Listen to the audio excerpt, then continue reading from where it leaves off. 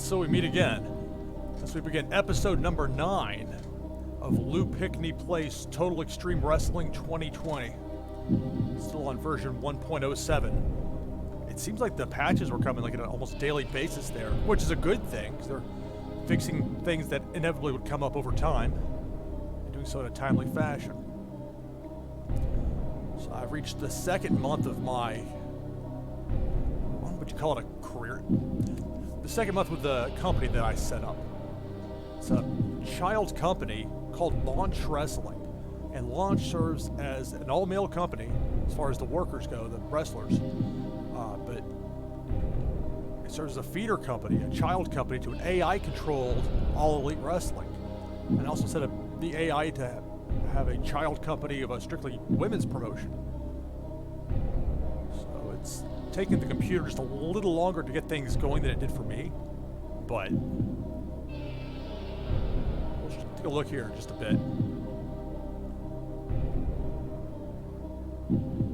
As always, thanks to Gary Wooder for his work on this outstanding mod, Killing the Business. And I see now that Drew Gulak's apparently heading back to WWE, so I managed to get him at quite the ideal time in this game. There's the Launch logo, and there's me. So we reached the first day of the second month. I started as of June 1st, 2020, so now to July 1st, 2020.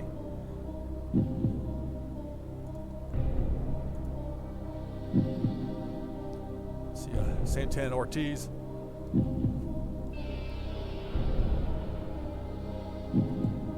Now, one thing I've noticed, I'm not able to borrow anything from AEW if I needed help, but I've had a very large amount of debt for last month that quite nicely disappeared for the first of this month. Maybe close to, it was shy of 200 grand, but it was not that far off. And so now we just reset to zero. However, I can't just spend at will without repercussions. The game is signed. It remembers these searches very well. That's from the last game. I always hit reset and then my full list comes up. It just helps to be able to take referees and non-wrestlers out in some cases, but here I should come into play.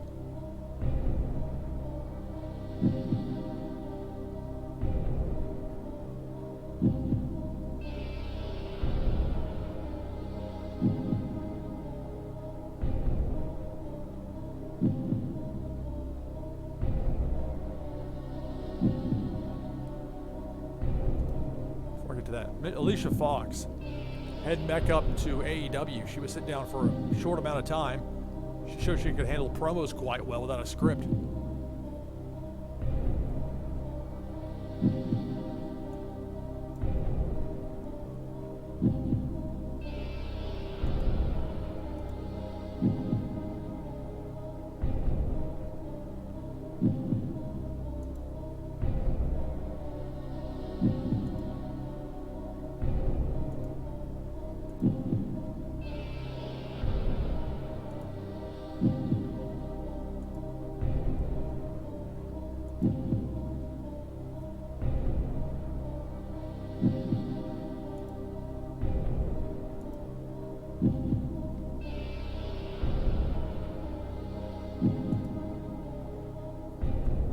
My list of 3 championships: the sprint title, the world title that Chris Hero holds, and FTR with the World Tag Team Championship.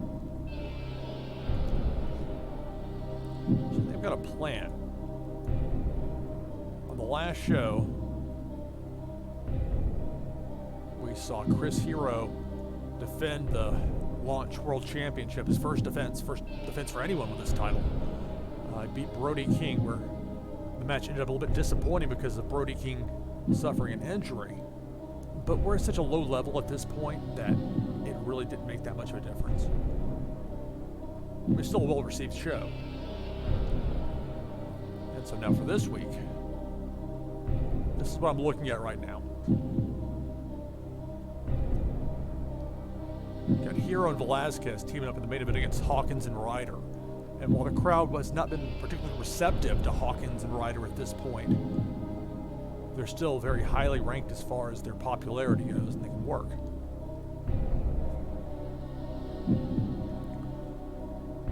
In some cases, if you wanted to have the Ryder challenge for the title, you could have him win here, but that's not the idea. So we got Connor taking on Heath Slater. Now, I'm giving Connor a big win and a bit of a test. I've already kind of locked it in as far as him having the next championship opportunity, title shot, challenge the title, or for the title. And he's had a very good partnership with Alicia Fox as his manager. But with her going up to the main roster, as it were, and apparently Connor was getting left behind, I'm going to go ahead and get my money's worth out of him as much as possible.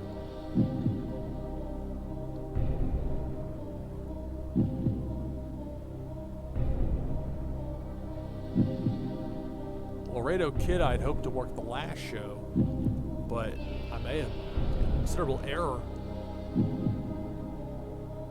Take a look at the upcoming schedule and realize, or I would have realized, that I had 5 people that would have to miss my show to work Impact, because Impact is a much larger company at this point.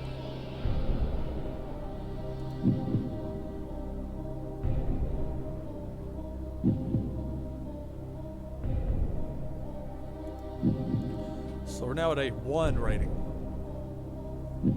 It's progress. We were at a 0. And at this rate, I mean, everywhere we've got coverage gets at least something, except for these 2 that don't have coverage, India and Oceania. Or is it Oceania? Is that a made-up word? Oceania. Australia, New Zealand, and parts in between. But everywhere else, at least we've got some initial blip on the radar, so I'm not sitting here at a 0. And I thought that AEW might get mad at me for spending so much money. I'm just going to show you still getting used to this being. So I pull up Dave Prazak, who the computer assigned as my CEO. So if my spending gets a little bit out of whack, as far as they see it, he can step in. I was trying to bring in Jeff Cobb to work the card. The match I ended up having Brody Lee, or excuse me, not Brody Lee. The Brody started to run together. Brody King. Of course, ironically, Brody Lee is working for the parent company, AEW, in this game. But when the money level reached too high for negotiating with Jeff Cobb, Dave Prazak did a run and said, no, you can't offer any more than that. So, which is realistic. You have somebody that's, if you're spending the money and they're going to be paying for it, then yeah, you will have some oversight. Presuming the company is run in any sort of professional kind of way.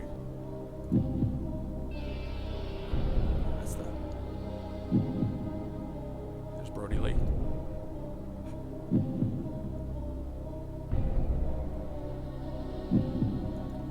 It will be interesting to see who ends up with Alicia Fox as their manager on the AEW main roster.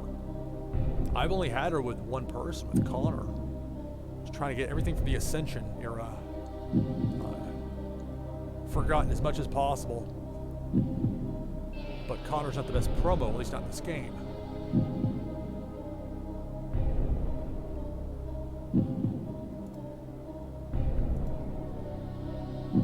Microphone 56 or 54 to 62, so they're at 40. And last week it noted in the dirt sheet part that he was showing signs of decline, reaching age 40. But if nothing else, this has been an interesting way to see how it can work positively to have a short-term run with a manager. Even someone like Alicia Fox, who has no experience that I know of in real life managing. And then got plenty of notice that she's getting called up, so I'll use that to build up to a Connor versus Chris Hero world title match. Hero will beat him. Alicia Fox goes to the main roster, and we'll go from there.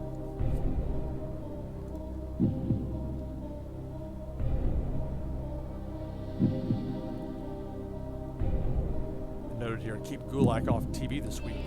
On the last show, I gave a ref stoppage finish, being Cain Velasquez. We had a feud ongoing. and with Gulak out for this week to kind of sell it a bit. Although I try not to have all of my wrestlers on every show because that's just familiarity breeding contempt. Although the exception's the sprint champion. And I've noted this before, so I know some of this might be repetitive, but I know new people tune into the feed at different times. The sprint championship is my only secondary title. And it's similar to the 10-minute time limit matches they have in CMLL, Lucha Libre down in Mexico. And those are very exciting matches. And it's like a melding of that with the Smoky Mountain Wrestling Beat the Champ TV title. Only in this case, you don't have to give up the title after 5 successful defenses. You can keep on going as long as you're healthy and able to defend it. I've already started tentatively thinking some things for for the next week's show. That's the I'll have Connor beat Big Cass because my plan is to blow off the Big Cass versus Cody Hall feud here. It's been testing how effective an undercard feud can be, particularly with somebody like Cody Hall, who in this game doesn't have a very high popularity level as far as the Southeast United States goes.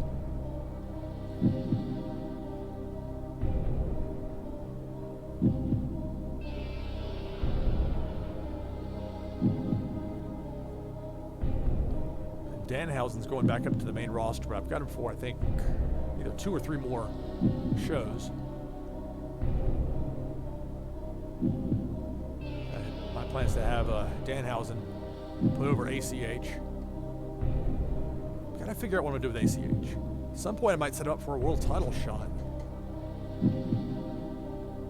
But right now he's got a bit of a feud building with TJP. They went to a time limit draw on the last show. One thing I discovered in... That's the right button.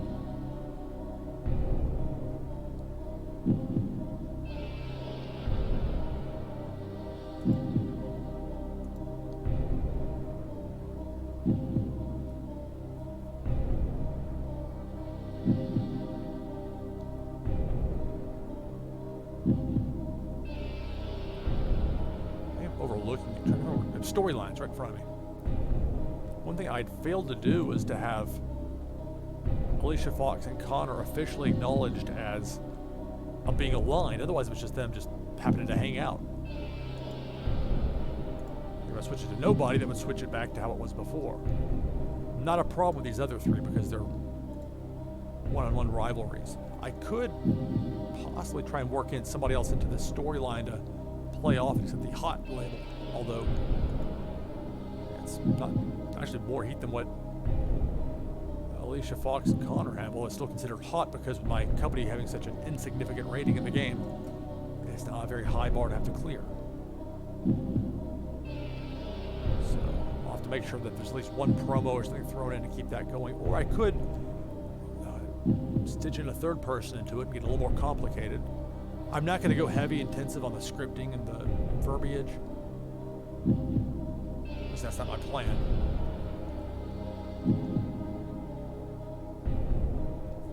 It'll be interesting to see how Primo and Epico do as far as match quality wise against Gregory Helms and Shannon Moore. So think about trying to heat the Clones back up and have them challenge in a month or 2 against FTR for the Launch World Tag Team Championship. But we'll see. Another manager they sent down just recently is Joey Eastman. So I've got him managing Bestia 666. And they worked together on the last show on a pre-show match, and it was just a basic match. There was nothing lost as far as like the crowd not liking Eastman. There's nothing gained.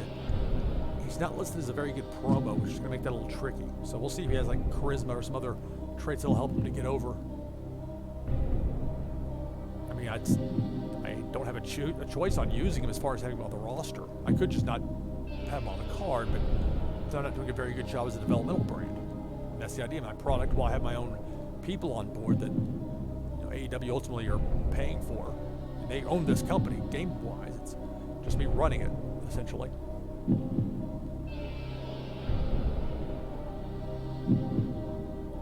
first thing I'm going to do is try and hire the Rock and Roll Express to an ongoing deal.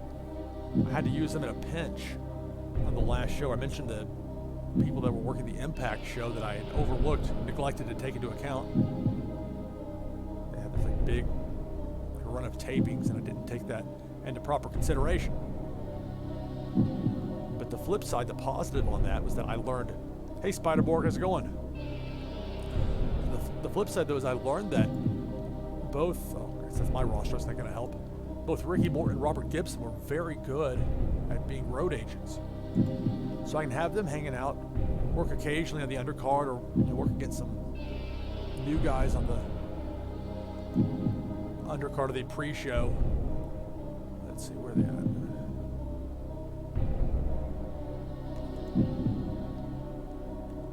Just reset it and go from here.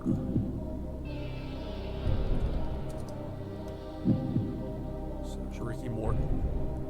Your first advice over as a 55 in the Southeast. Now at 63, he's an occasional wrestler. He's not somebody you want to have in there every week. That would not be good. But if I get him for 600 a show, definitely.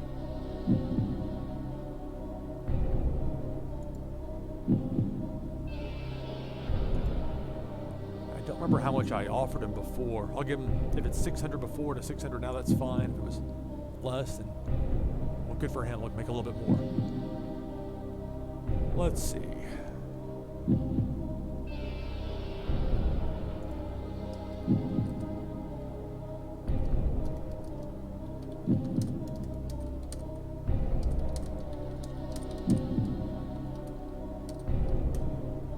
in the chat there, hello, starting off at the beginning of month number 2.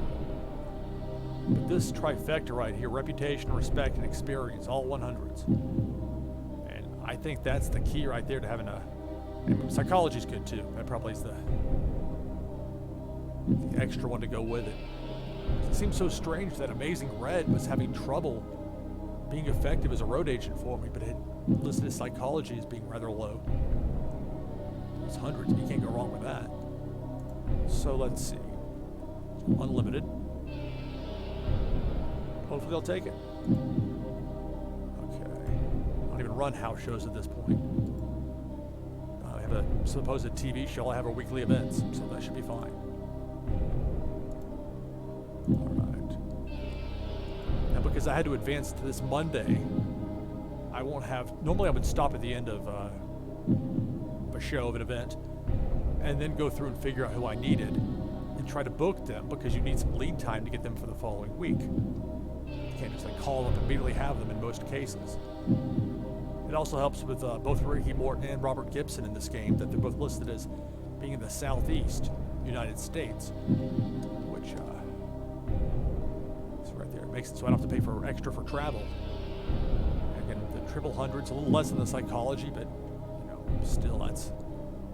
You can't go wrong with that. So I'll offer him the same thing I offered Ricky Morton.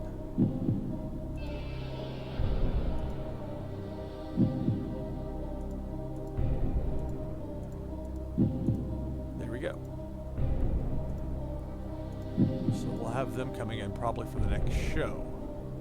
Now this is the lineup for July week 1. This will be tomorrow night game-wise. Normally I would be disinclined to have the tag team against 2 top singles wrestlers lose, but in this case, it fits what I want. I want to get those 2, keep Kane strong. And then Chris Hero, my world champ, I don't want to beat him if I can help it. Or when I do beat him, I want it to mean something. And since I'm not setting up Hero for a title defense against either Hawkins or Ryder, that wouldn't make sense. But you only have, I guess, 3 weeks left with Alicia Fox. So with her managing Connor has been a remarkably good pairing. And, well, the problem though is that because Connor's somebody that I hired, with their money, but still I hired him, I don't think they're going to call him up. Even though Alicia Fox had a very good click with him as far as being manager. But that's for them to decide. But like that's the kind of a detail I didn't know about coming into this, because this is brand new. Before the 2020 version of the game, you couldn't do this. Play as a human-controlled child promotion with an AI-controlled parent company. So I'll have to figure out a couple of names, not names, but just lower-end people to throw on the pre-show that can have some singles matches. Okay. There's some options. So we got the offers into the Rock and Roll Express.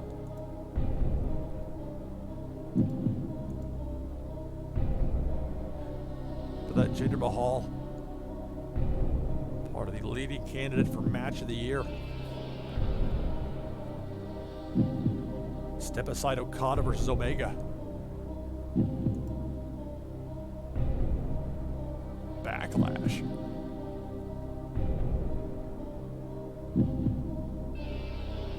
There's Impact. I've noted they had those. Although that would be very out of order to have a bunch of tapings and then Slammiversary. Let's see how they did. Could you imagine that? 656,000 buys.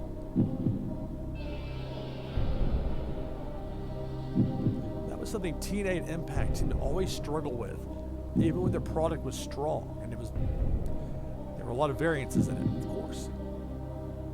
The old LOL TNA. But they seem to have trouble, for the most part, converting viewers into paying customers for pay-per-views. Although it's an entirely different management and ownership now for the company. It's a spoiler for whenever Tessa Blanchard can be working again for Impact. I mean, is that kind of slightly oh.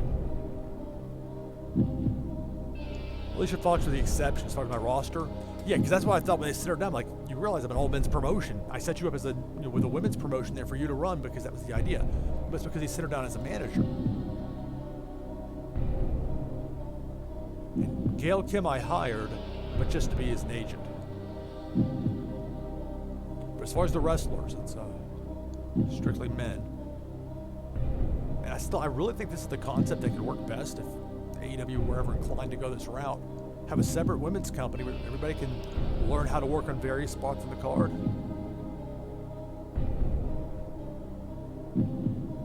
Because I don't think most of the women down in NXT will have that kind of an opportunity. That has to be, maybe I'm wrong. You know, maybe there are cases that, I know they have the Coconut Loop, those B shows around Florida. But that's why with Alicia Fox, why she's on my roster.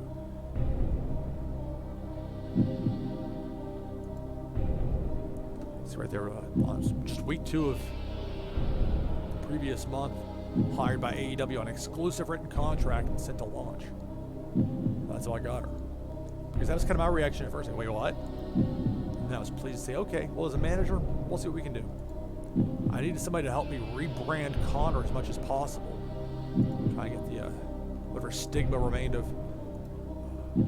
his tag team run in WWE with the Ascension with Victor. But he's been showing some signs of deteriorating, not health, but he's starting to, hit the slower side of his career, wrong side of 40, at least in this game. But the plan I have, though, it's a pretty big win. I know it seems silly to think with Heath Slater, but it's just Slater. He's one of my top guys. But for now, I'm going to sacrifice a Slater loss here to build up Connor for a world title shot. And I'll protect Slater later with the booking so that we can keep him strong as possible. It's also going to be a cautionary tale if Slater can't get a good match out of Connor. I'm still going to go with it, but and then where's the next one? Yeah, very tentative for the following week. Connor beat Big Cass, with Big Cass coming off a feud I plan to blow off tonight against Cody Hall. And then FTR against Goddard and Doan, which is why I have Goddard and Doan in a semi-main and a 6-man tag, getting the victory over FTR and Fred Yehai. Now it's going to be TJP pinning Yehai, so it's going to be either tag team involved with the actual winning or losing of the fall itself. But that's the way to kind of set up and justify in some way a Goddard's and Doan challenge to FTR.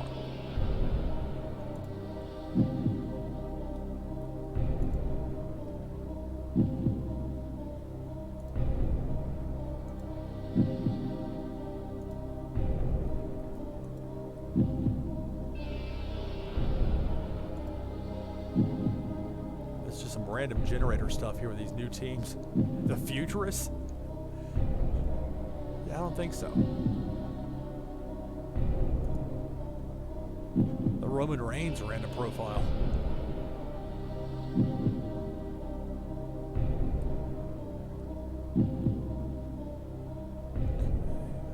Uh-oh. WWE sex scandal. WWE have been dragged into some ugly bad publicity after an undercover journalist broke a story about a sex scandal involving office juniors at the company's headquarters. Although no wrestlers or other on-screen talent were involved, the WWE name alone has guaranteed that the story has gained traction. Already, several key sponsors have pulled out, and this story could have further serious ramifications for WWE. Yeah, the AEW Double or Nothing pay-per-view is great. I really enjoyed it. I thought that going into it, that Brody Lee needed to have a good match with Jon Moxley, and I believe he did. I really enjoyed it. The main event, the Stadium Stampede, just remarkable. Trying to describe that to somebody wouldn't do it justice. You really have to see it to truly appreciate it. And then I would find out later little details like the scene with Omega and Hangman, with Omega with milk, but it was Hangman, of course, drinking his alcohol. It was a throwback to, I guess, Murdoch and Dusty Rhodes or something in a movie in the 70s. But yeah, it was a lot of fun. Hikaru Shida beating Nyla Rose was a better match than I anticipated. I gotta say, Nyla Rose, very quietly, she has improved, at least from what I've noticed. A lot of wrestlers in her spot, I think, would be inclined to kind of just not coast, but they have that size advantage they can always go back to. It was a good match. It's tough trying to put a live wrestling show on. We have very limited options as far as any sort of people at ringside. We had a Big Swole out there trying to steal the show, and doing so. It was really effective. She seemed like legit angry. She was very good at that.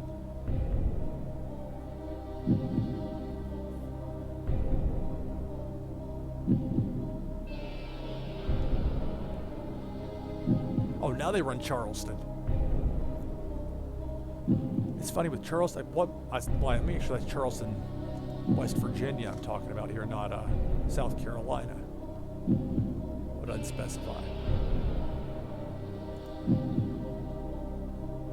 But it's weird because it's almost like WWE felt that Charleston, West Virginia was still a Crockett territory. The war's been over for years, but you know how that company is. And so they've never run TV there since WCW died, and then AEW ran there last year. Oh yeah, Orange Cassidy is hilarious. And for me, normally I don't like a lot of comedy in my wrestling, but good comedy, and when it's well timed like that, it's great. People respond as far as Orange Cassidy goes. I saw it in person at the AEW Nashville show. I wasn't sure how that gimmick was going to translate, and it's gone about as well as you could possibly have hoped for it to go. It's been it's entertaining,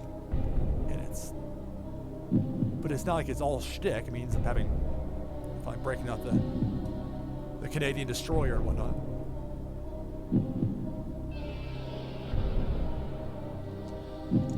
Yeah, Orange Cassidy, though, even though they had in storyline explained the rules to him hundreds of times, just not being able to climb the ladder to get the shit. I thought was effective.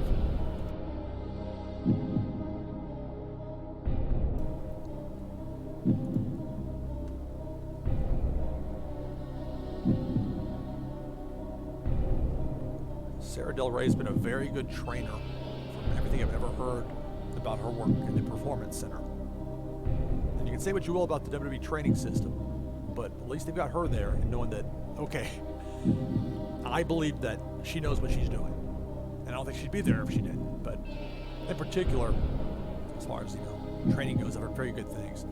Now, in real life, that means she's not getting called up. That's something they hired her to do.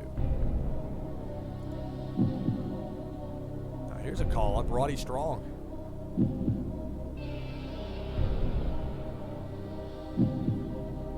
In real life, I wonder if any of those guys from Undisputed Era and NXT, if they've signed a new contract. Because typically they don't call people up to the quote-unquote main roster unless they sign a new deal. But if you're those guys, wouldn't you at least want to hit the open market and see what your market value would be? You know that WWE doesn't want that to happen. They're going to offer a whole lot. But then they just saw people that were offered $750,000 a year in these supposed, very strong contracts. The contract just ended. It's where WWE can back out at any time. I think you see that happen, you've got to think, well, how secure is that money? Because I doubt WWE's going to put that in writing. They'll guarantee it. Although even if they did, you saw what happened to Oliver Luck. And meanwhile, you got AEW just sitting there and winning if.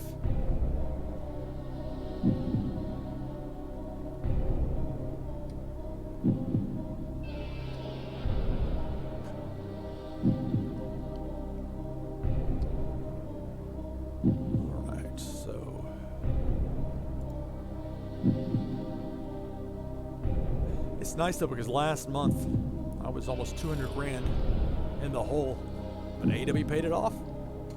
So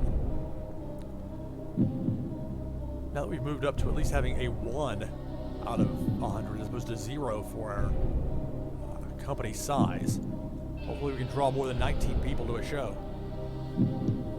Can we get 3 dozen? Can we get 50?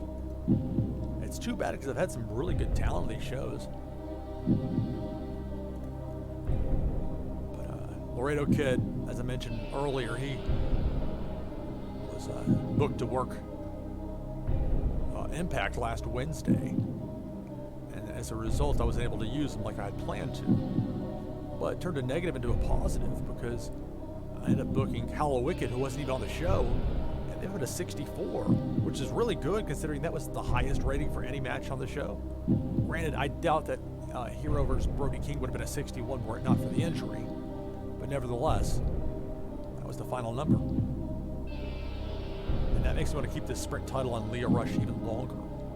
I'm thinking he'll beat Laredo Kid. I mean, Laredo Kid's in it as a one-off. He'll be in and then that's it.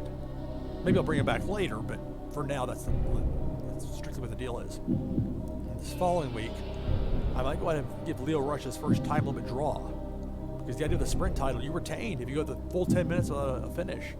So for the first time, I would at least establish it with a champ with a few wins before I did that.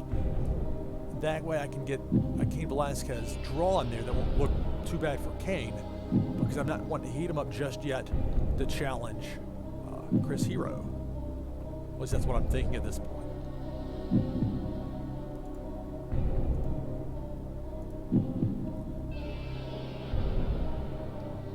All right, no emails and no...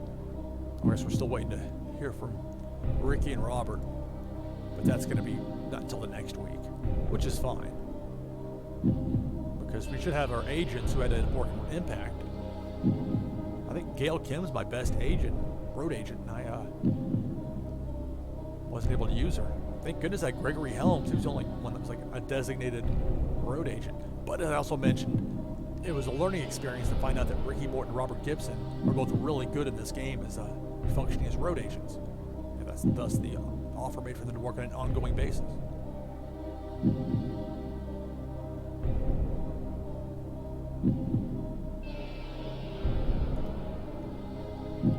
don't think I've missed anything of note here. All right, so we're to the booking page.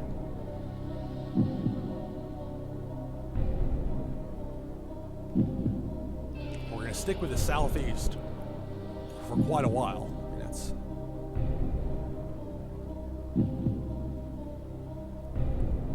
It was the last show. 19 people in attendance. For the most most part, the videos and promos and segments that aren't wrestling segments have not been as highly ranked as the wrestling themselves. But they haven't been just dragging it down either. At least for the most part. Oh, backstage incident. Which one do I have to do first? I'll do the broadcasters first. This is where you have to just know you have to click on the word broadcasters, even though there's nothing designated or indicating that. Say no. Okay, click over here, click back, click again. But then you're done. So it's all airing on YouTube. Pro tip, if you're playing on something like this, where you're starting as a child company, and you've got YouTube, make sure that you get 100% out of all of it, as far as the money, 100% of the revenue.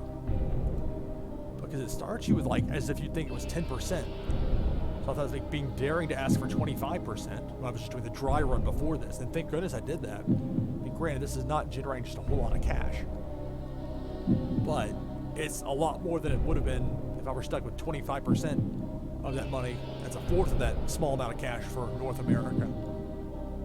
All right, so we'll save the selection. Got all four of them. Now there's a backstage incident. This can be good or bad. Oh, Barrington Hughes, what's going on? All right, I pulled a rib.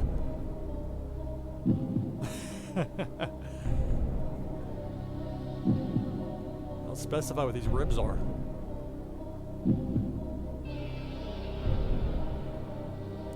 I think it wasn't a Mr. Fuji mean-spirited rib. Okay, that's a positive, though, as far as the backstage atmosphere.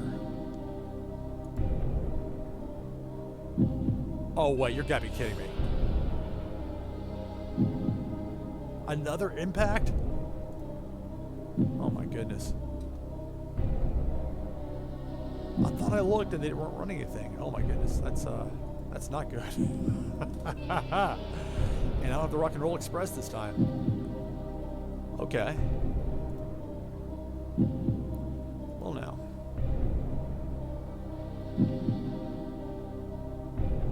Expecting 24 fans.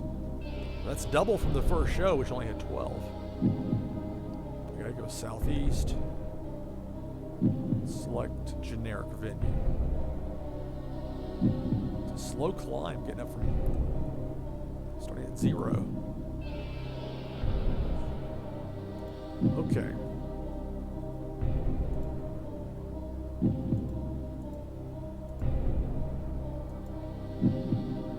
I mean, I specifically pulled up those pages and looked at it. But maybe I was wrong. Maybe I misjudged it somehow. Obviously I did, because they're all working Impact. Except for PB Smooth, he's just injured. He's one of the developmental wrestlers that AEW sent down to me.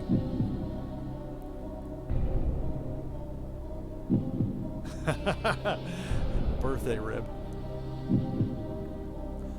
So this takes out 3 of my 4 road agents, like Gregory Helms, and then I'll have to get creative. I mean, I could use Amazing Red, but they're going to dock me at least some on his segments just because I know, because that's what's happened every time thus far. Alright, so what do I have to change here? Also, for TJP getting a pin over Yay High, somebody else gets the lucky break. Yeah, I don't think I had Chris Sabin booked on the show. So let's get to decide here in a minute.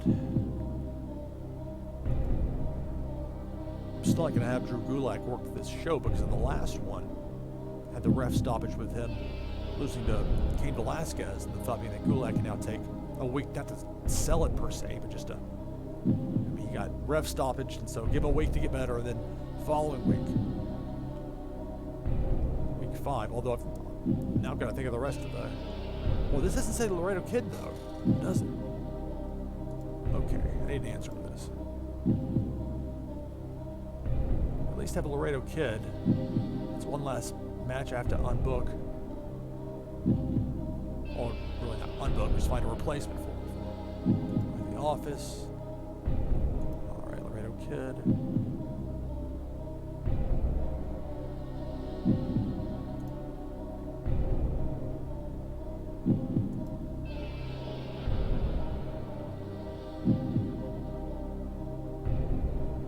Here's the Impact.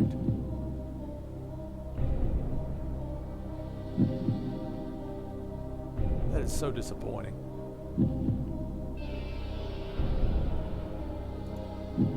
Welp.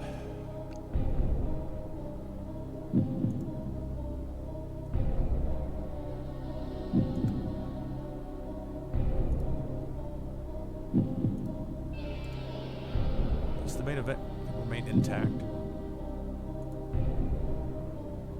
Let's see.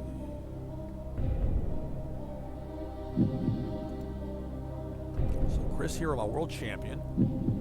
Cain Velasquez.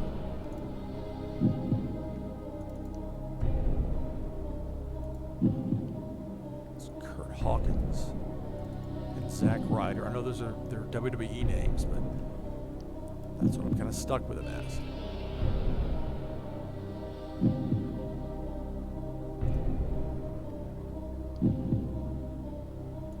As far as stamina goes, it's pretty good. Even better.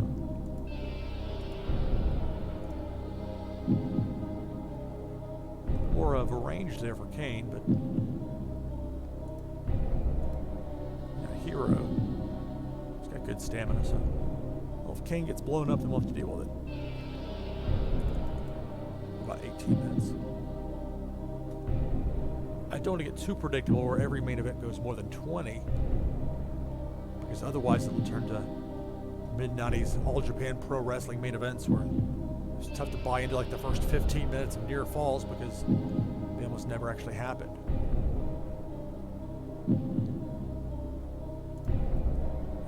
Referees. So you can see it. Mike Kyoto's my ace. Plus, I don't have to pay him for transport. And Helm's my one and only actual listed road agent. Or at least this is straightforward enough. I could have Cain get the win, but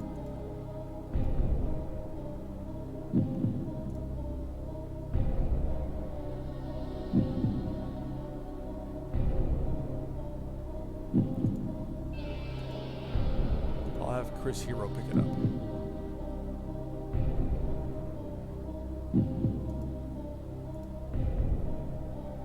A decisive win, but an open match.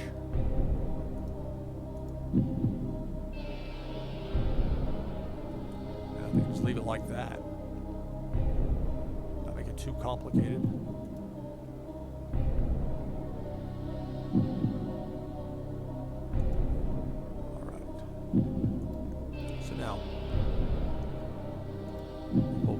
Screen to see if, well, okay, this is interesting. It listed Laredo Kid as a working Impact, but then here he is for me. His schedule for July week 1. They snuck his Impact on I guess the day of the show. I didn't check. I checked for the Monday. I thought first of the month they'd have the schedule laid out. So I was wrong about that.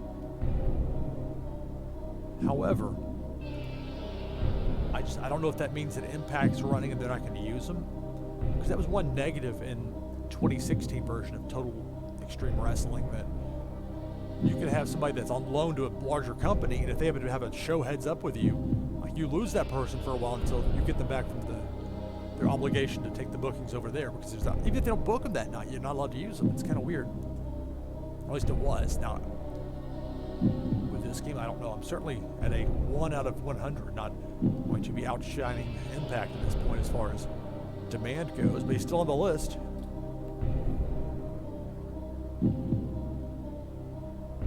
So that's good to know.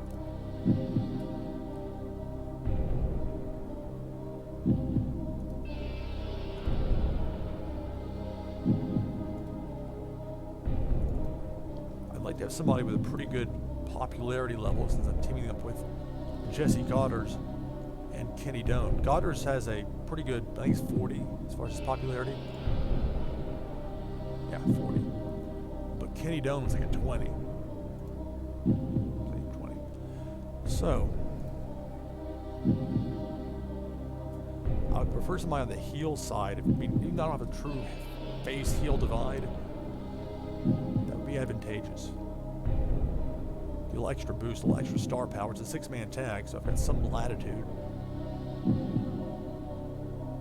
And because my company is so small, it lists all these wrestlers, almost all of them, as major star.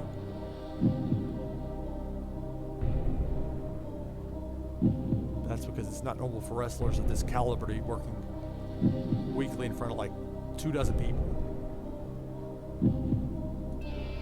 But it's a game, so you have to take at least. I mean, this is a make-believe promotion. You know, it's a.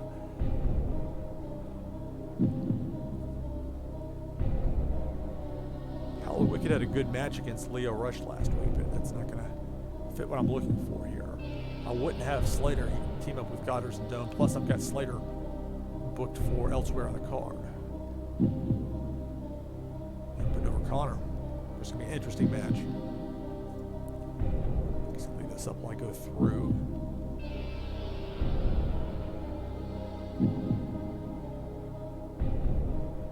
I could try to hire somebody locally, but I'm kind of wasting a victory spot. Of course, if I had one of my guys in there, the momentum could be helped a bit. Let's look at the popularity and go up here. Clones will be on the show. Gulak, I'm intentionally not booking on the show.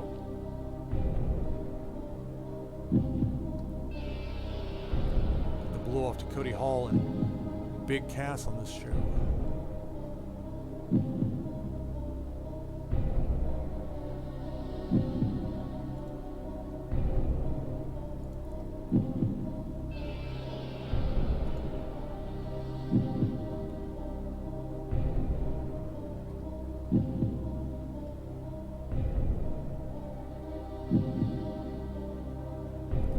Could have Brody King work. He's expensive. Plus, he had that whole ankle injury problem. But, and again, if you're new to this 2020 version of the game, if you're looking for injury information, it's under skills. You only have so much space taken up here, so I guess they made it a good fit here with some of the other attributes. And as always, I make no claims to any of these attributes being true or untrue. So he came with the game, with them on. So a dislocated ankle, I could ask him to work through it, but I'm not going to do that unless it just doesn't make sense to do that. Not when I'm paying him. How much? Is it $1,800 a month?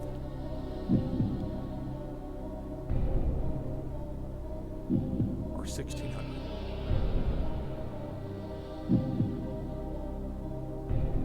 Whatever it is, it's enough that I don't want to have him working injured in a 6-man tag. I'm not sure how long. I mean, it's one of those things now. I guess I haven't really had to face this yet. If I reach the point with a high-profile wrestler that I don't plan on booking into the near future, in theory, I can just keep him around. But I don't know if that's a good idea. But I don't know how the wrestler will react when I say, okay, we're not going to book you anymore. Go work another territory. Maybe that part of that's the silver tongue skill listing, I think. That's another part of the learning experience, a new element to the personality, the character you're playing, the avatar.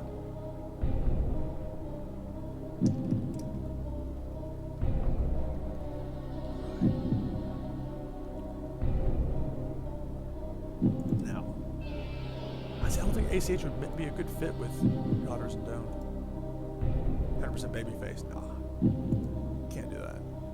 I could, that would be 19 popularity. That's not going to cut it.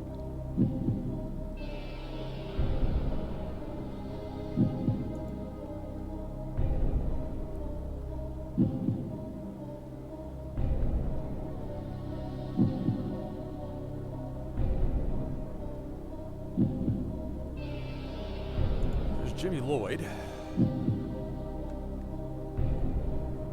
I've been teaming him up some with Josh Briggs, although Briggs is a developmental send-down from AEW. And they haven't been just overwhelming as a tag team. But, I mean, As you see, I already had Briggs planned as a standalone for something else. So I could book as a 24 popularity. I could go with Jimmy Lloyd here. But I don't know. I don't think so. I don't think he'd be a good fit, though, with Goddard's and Doan. You know what? This is the chance to see what options we have for hiring local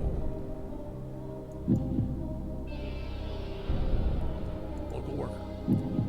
So limited options. And really, I would be subbing somebody into a spot to free up a wrestler to work up there versus giving whomever the win and they're one and done out the door. But I really want that side to win, Goddard's and Doan, because if FTR wins the 6-man tag, how does it make sense for Goddard's and Doan to challenge him next week? And they can do some sort of angle at the end, but I prefer let the angles kind of, the storylines kind of make sense. It's okay to be predictable sometimes. Look at New Japan last year. I mean, people knew that it's a very, very strong chance that Okada was going to win the New Japan Cup, and he did.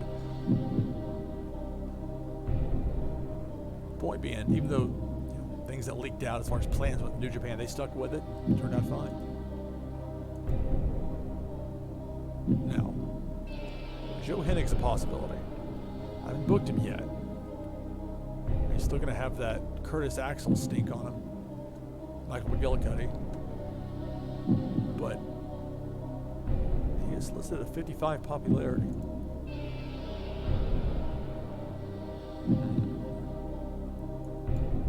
Slater, last week I had him.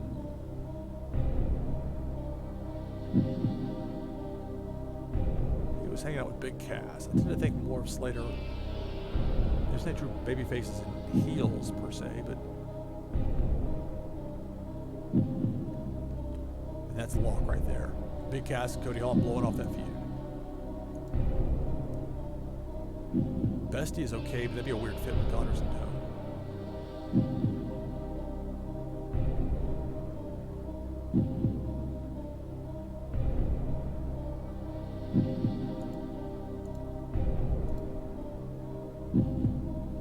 Some of these wrestlers won't actually sign with me. Or maybe well as a one-night thing. Let's see if, like for Spud. Yeah. I remember seeing him going through just a list of available wrestlers. He had shown a lack of interest in signing with my company, at least for now.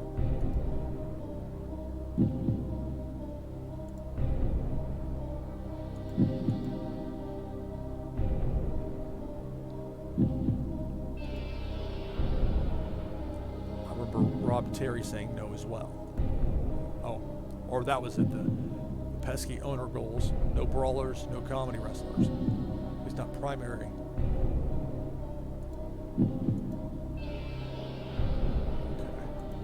Okay. Forget that.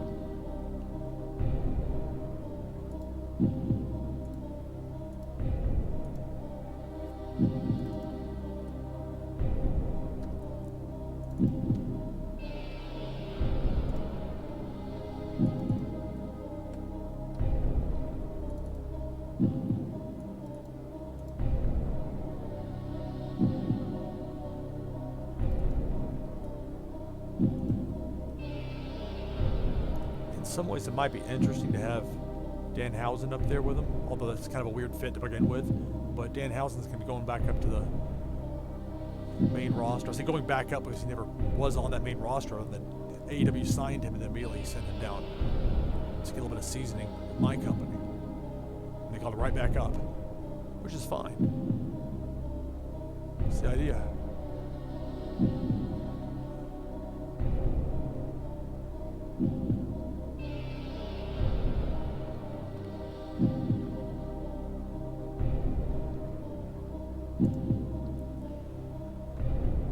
It might make sense.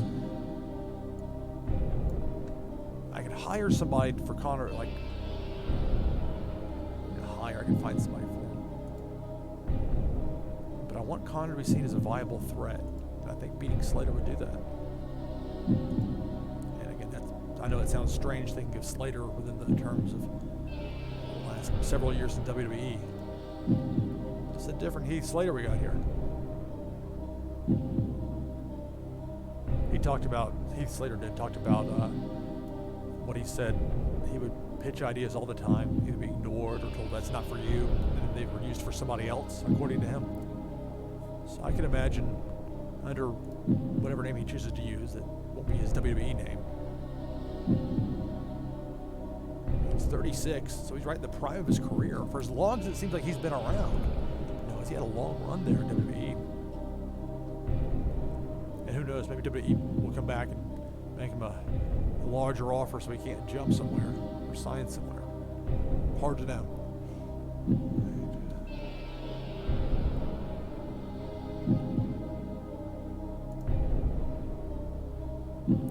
Well, it's interesting, Spiderborg, as far as why somebody like Heath Slater hasn't been called up. I've been trying to find out or figure out, if you're a child company and you hire somebody to come in, like I've done with most of the people on my roster, will AEW at some point call those people up? And I haven't experienced that at all so far, even though it would make a lot of sense to send Connor up with Alicia Fox. I mean, that's exactly how you play it out. Connor challenged for the world title. Hero beats him on the last night, the territory for Connor, and up and away. Connor still has a lot of momentum. And then he's got somebody he clicks with his manager out of the gate. But if that's the plan, they haven't wised me up to it yet. And I've yet to have anybody that I sign myself get called up. Now, I mean, we're a week and a day into this years-long thing, so who knows how it'll play out over time. But for now, they didn't complain when I had that huge salary, or I had a salary, that a huge $180,000 plus bill I'd run up just for 1 month, hemorrhaging money like it's WCW 2000.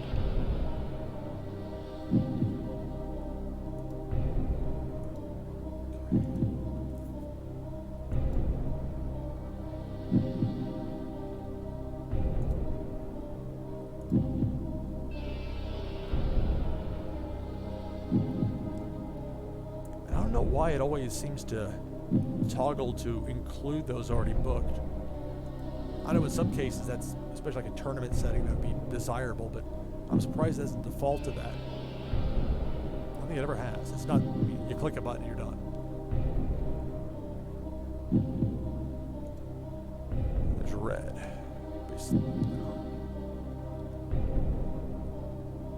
Popularity. I've got somebody who can at least give it a boost, if possible.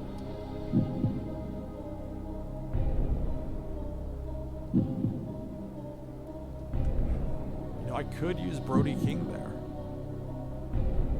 but he's got a dislocated ankle, and it's going to cost more to bring him in than anybody else, except for like the guys that are under those developmental deals, and girls with Alicia Fox, like that manager they sent down. He's going to show up here, but he's making like $7 grand plus a month. Meanwhile, Cody Hall, no wonder he wanted a pay hike after the last show. He's making $40 a shot. Infamous Tennessee payday, as in not a whole lot of money. So there's that. He would bring star power. I could limit his involvement. I could have Goddard or Doan.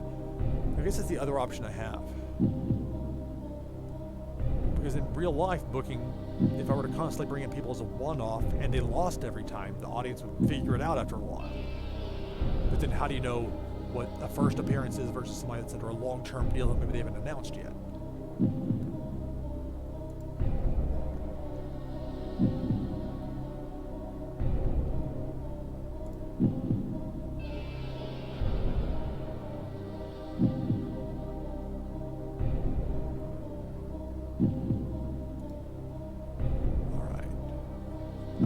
Possible I could bring in somebody, as I was saying though, with like, if I want to rationalize it by saying to have the audience not get convinced that somebody coming in as a one-off is going to lose.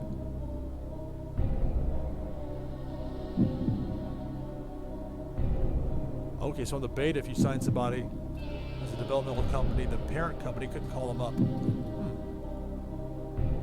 Now, do you know if any handshake deals are involved with that? Because that's all I'm allowed to offer at this point are handshake deals.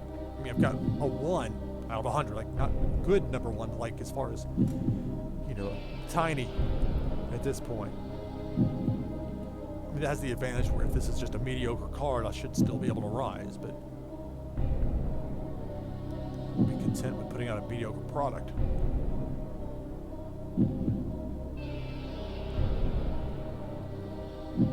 I'll take a look at the contract. I mean, that's the quick way. Let me figure out what I'm going to put here first. I'll pull up what used to be the roster overview. Now it says contracts, and that's where you'll see like the exclusive part, where it's listed for everybody. It's an improvement over the roster overview, in my opinion, over 2016 because there's more information there. And it might be a little overwhelming at a glance, but once you figure out how to sort it by category, it's what I consider an improvement.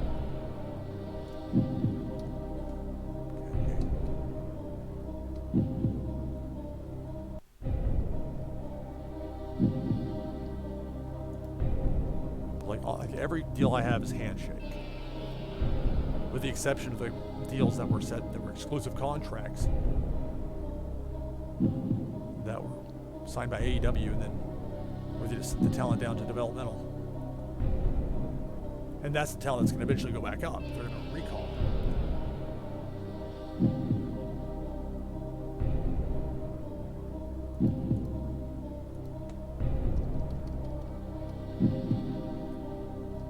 You're going to have like the main guys, one of those guys. That wouldn't seem to be a good fit.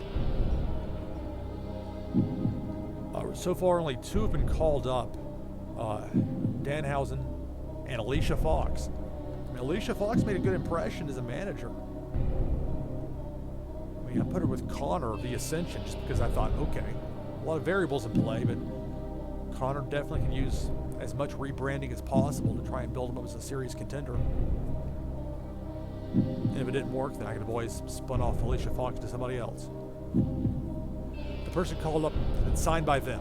Thus far, it's been strictly people that called up or people that they sent down. And it makes me think that you aren't going to have the guys that you signed personally called up, but maybe not. I've just barely scratched the surface here. That's why it amazes me how good a job the programmers have done with this game, just because the sheer volume of it. Like, how do you go through and test this stuff, just all the different variables? I couldn't imagine. I mean, it's a good thing that they had this level of depth. I just couldn't imagine trying to make this all work. All the different scenarios, and people, of course, wanting new improvements and new offerings from 2016, which this game certainly provides.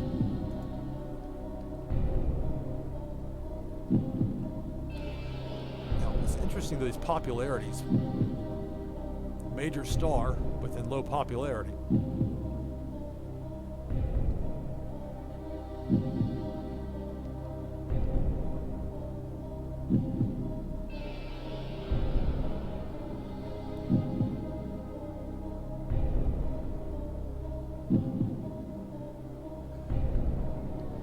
I think you're right, Spiderborg. I haven't seen any evidence to this point that somebody that a child company signs gets called up by the main parent company.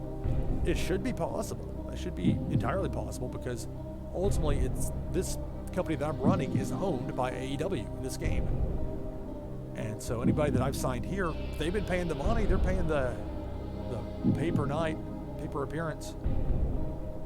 I walked them with a big $180,000 plus hole. I can dig myself into in 1 month. They didn't blink. Reset at 0. Well, real life could be like that, right?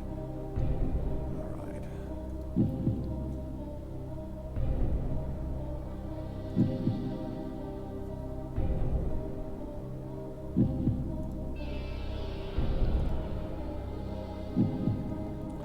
Let me look at some of my younger wrestlers. Let's look by age. ACH is 32.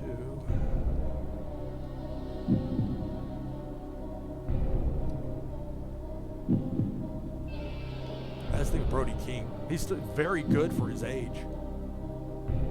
He was, I guess, 26 when I saw him last year at the New Japan of America. Or I guess it was still just New Japan. They didn't have their Of America stuff yet, but when they ran Nashville, him against Jeff Cobb.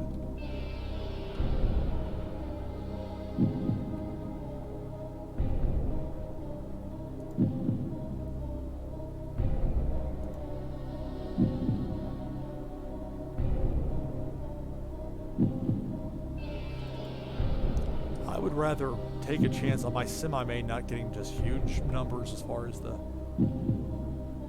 feedback goes. Maybe this could be a nice little boost here for Casanova. I didn't really set myself up to make any stars that people have. Most people on my roster that are up in the top tier wrestling fans who at least follow the product somewhat closely should be able to recognize.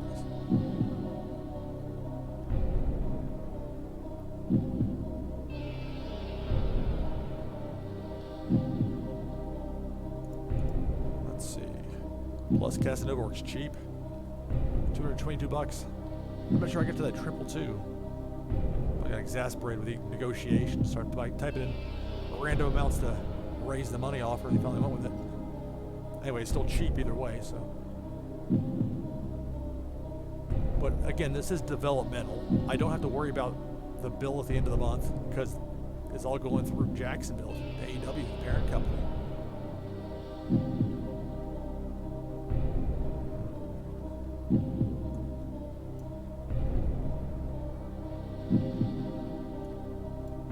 Turn a negative into a positive.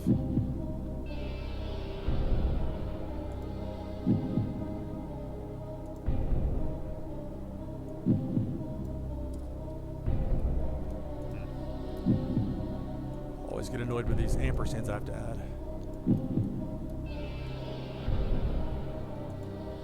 I mean, having to add ampersands means having to type this all out manually, so I'm not going to complain too much about it. 16 minutes. Let's see how this goes.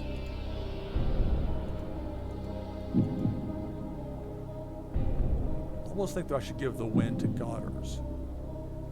Feedback on TEW 2020 on the Grey Dog software website. They've got a message board. I would suggest checking that out. It should be fairly straightforward as far as navigating the forums goes.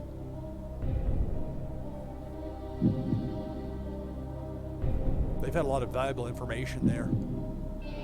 Notes from Adam, from the programmer side, updates. They did a very good job, I thought, of keeping everybody as up to date as possible. Because, I mean, again, with something like this that is so vast and has such a wide range of what you can do, trying to have a done date locked in, I would think that'd be very difficult. But I tell you, I mean, it's played very well thus far. I mentioned this. If anybody's on the fence who's played this series before, I tell you, it's worth getting over the learning curve, learning where the new stuff is and the changes, because it opens it up a lot more. There's a lot more nuance to it, which makes it feel more realistic. So, it's, at least at this point, that's how I see it.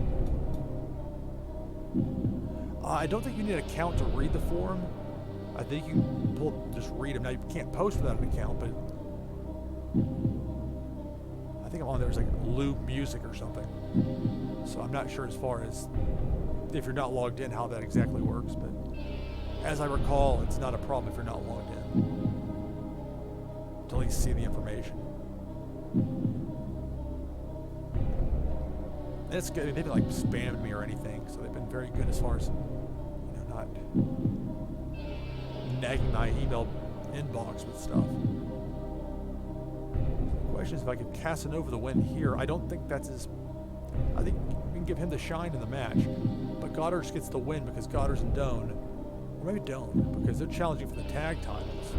Goddard has the higher popularity, so in theory he would benefit a little more from it. All right, we'll go to Jesse. And they'll have him beat Fred Yehai, so it protects FTR as far as neither of their two members drop in the fall. Yehai had a good showing. A couple of good showings, actually. Even though the fans have not been a fan of him, not been the negative reaction, but I'm a Fred Yehai fan. But in this case, it's business. Oh, you have to have an account just to read the forum?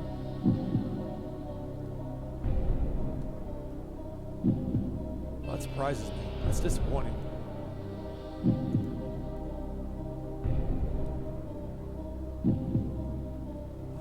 So Jesse Goddard wins, Fred Yehai lost, which will be an open match.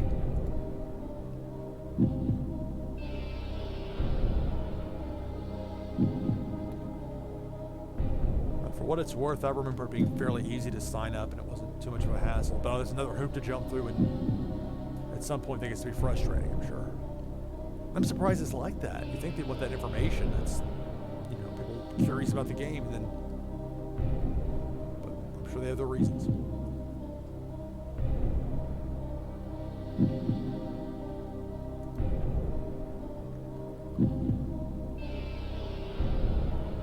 It's a semi-main. We'll see how a 16-minute match goes. These 6.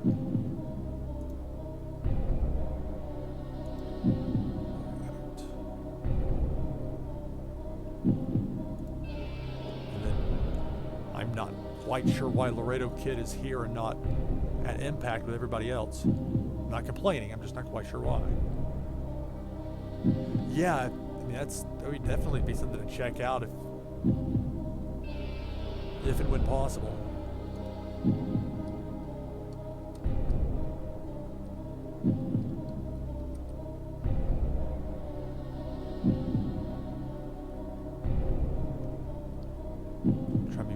Careful than I was last time as far as keeping track of the officials, especially with this road agent thing. This is going to be a challenge. So I know we had plenty of refs. Got 6 refs and 1 road agent. I would prefer not to use Corderas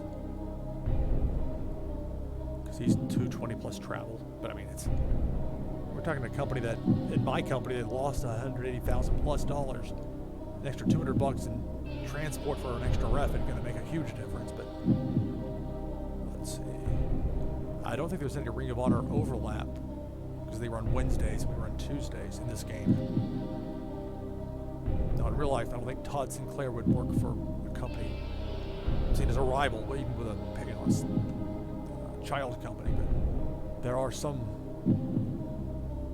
moments of latitude to be had in this particular setting. All right, so I don't have Helms do it.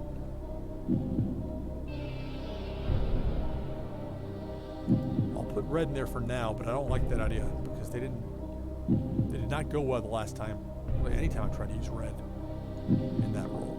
But for now, just to get it locked in. So I had Mike Chioda and Gregory Helms in the first match. This is going to have Todd Sinclair, and then I'll put red in there for the moment. But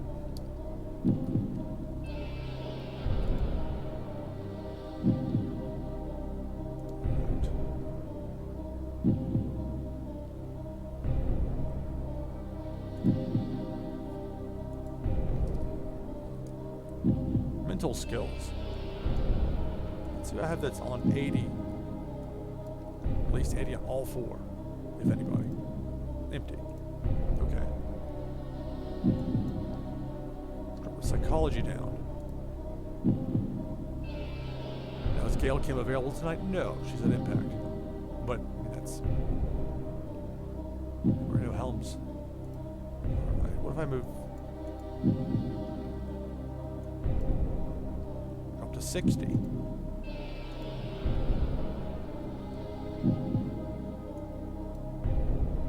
Respect a bit. Oh, Chris Sabin. Guess where he is? Impact.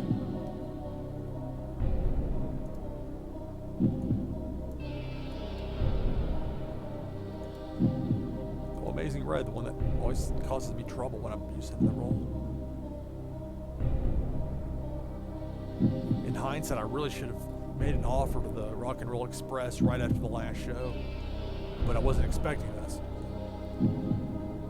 One thing I could try, maybe there's somebody on the local level that would be sufficient.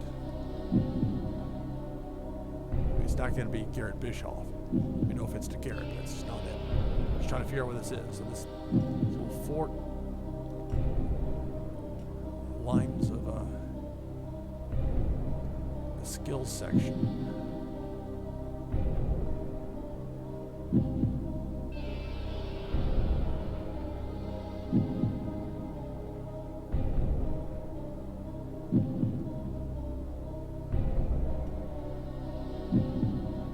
That's not gonna work. That's okay. I'm just gonna go through my roster here as opposed to trying to play guessing games with the respect and reputation, all that. Psychology's too low. Our experience is too low in psychology.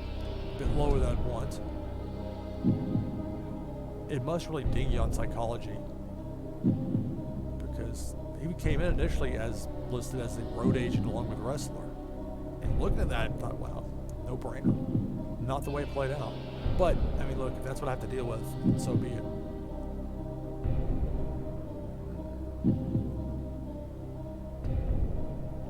I can trade a little bit of respect for somebody with better psychology.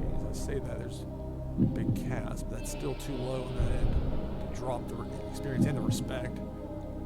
I'm not going to pay $1,600 to age in a match. Sorry, Brody King. That's not going to work. You know what? Why did I even think about Chris Hero? On the last show, he's got same today, really. Okay, so that's, even though psychology is listed as being lower, that's interesting. Because Hero actually did a very good job for me. I didn't commit that very well to memory because I didn't expect that situation to play out again so quickly. That's part of why I'm going through this, see if I can remember anything I might have forgotten from that last time. Saban's not on the show, he's at Impact.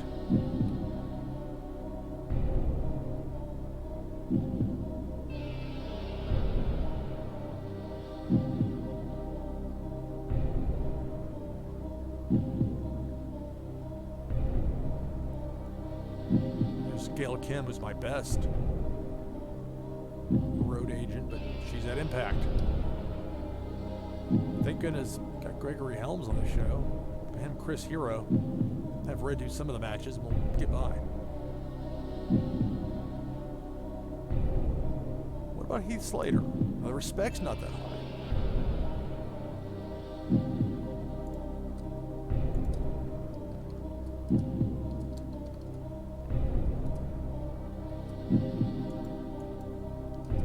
I'll put asterisks around Hero here so that I would actually switch that in that second match. Otherwise, it might have another situation like last time with Jimmy Corderas refereeing one match. I'm moving these refs up because I'm tired of having to always scroll down. There's the info on the mod. It's Killing the Business mod from Gary Wooder. TEWDB.com. There's a specific URL. That's what I'm using for this live stream experience. Number 9. Okay, so there's the refs. We got Sinclair on the second show. The second match. I'll put Hero in a minute. I might have Corderas work the show. It's $220. Although I will make a note though of Slater. I made a note for Slater. Let me see if there's anybody else. Because I would like to have a diversified portfolio for the extras because I don't know how what they're going to do. I don't want to stick Slater with 3 matches and not have a very good aptitude for it. Where's his money? Here are the contracts. This was roster overview in 2016. Here's labeled as contracts, and you can tell us a lot more information. It's talking about people getting called up, with we talked about before, Spider-Borg. You can see, look at that for Joey Eastman, $7,400 a month. Nice work if you can get it. You know, I got Bestia working these shows, $90 a pop. Hey, everybody cuts their own deal, brother. But ultimately, these exclusive written contracts are the ones signed by AEW, because I'm only allowed to do handshake deals, which is fine.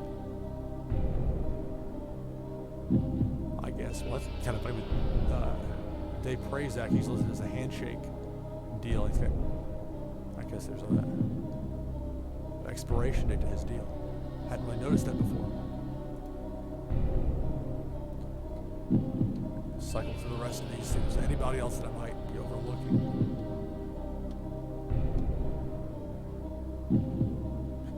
Don't let me age in a match. I don't know how people keep track of stuff. Like when they lay out a match, it's like a 20, 25-minute match. There's all these elaborate sequences. I would have the toughest time with that. But I would have the toughest time just taking a bump anyway, so. I can tell you about it, I can call it, but actually doing it's another matter.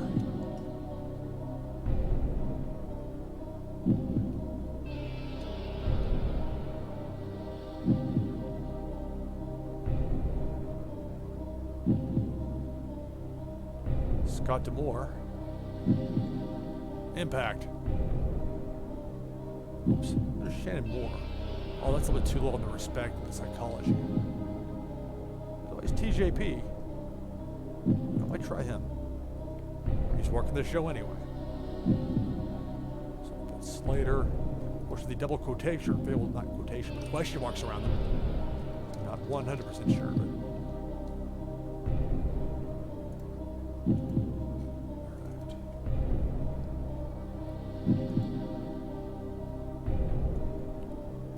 Go ahead and have Jimmy Corderas on the show.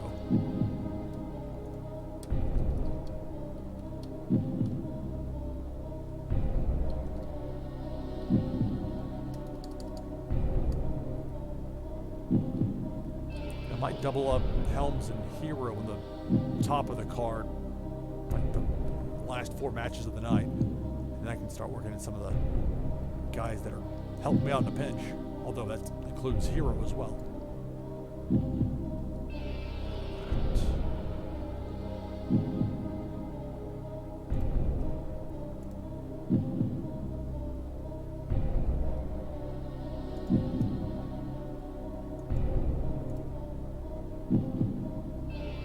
This is where we'll have the Sprint Championship match. Rush against Laredo Kid. Laredo Kid's in on just a one-off deal. 9 minutes. We're setting up for a Leo Rush time limit draw on the show after this one, at least tentatively. See right about the list of guys that are based in the Southeast with the popularity, that's what the P stands for. Some bargains out there.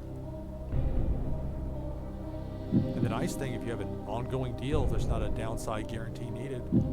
If something happens and they're not available, oh well. And that's more realistic as well, so I think that's a positive. All right.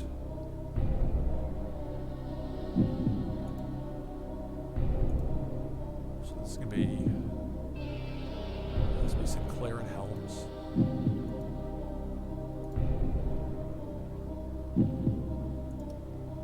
Leo Rush will retain. Decisive. Let's see what happens if they go all out. So they have at least one match with the all-out designation. Gonna have that. Gonna have one as storytelling, and have one as either car crash or wild brawl or something else that I normally don't pick. And the more I think about it, I think some of these guys that are lower cost, to have them on the roster just to fulfill the mandatory car crash match, put it on the pre-show. I'm not looking to injure somebody per se, but if it happens, better to be somebody that I don't have plans for. I mean, if I have to book one, I'm not telling the guys to get hurt. In fact, I'm telling them not to. But it's called a car crash match or a wild brawl. I really don't think the brawl would be smart though on a pre-show. It's just the crowd would go for it. Not that it matters that much anyway. It's the pre-show, nevertheless. Stunt bump.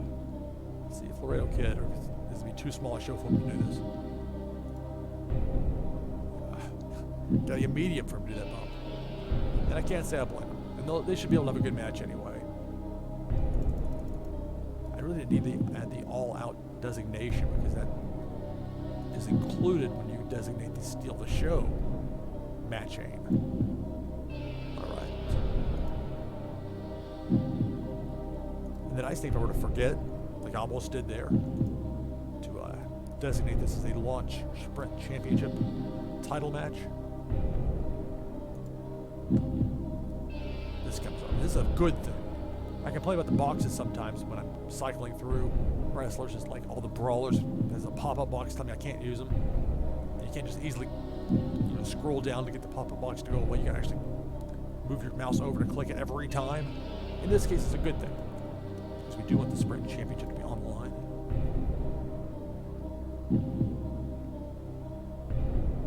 Oh no, I almost screwed up. I had Laredo Kid as the winner. Oh,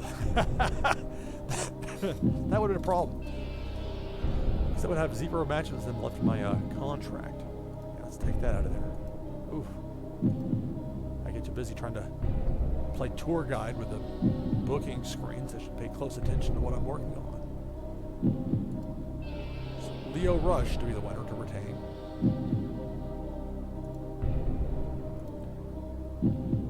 Yeah, Sinclair and Holmes. Or Helms, they Holmes. Thinking something else.